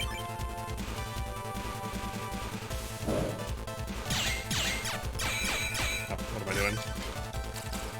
There we go, much better. We need to check. Yeah, let's see what scenario we get. Let's see what scenario we have coming up, because that'd be a good cliffhanger if we get Windman. Let's see. No, you've been deprived.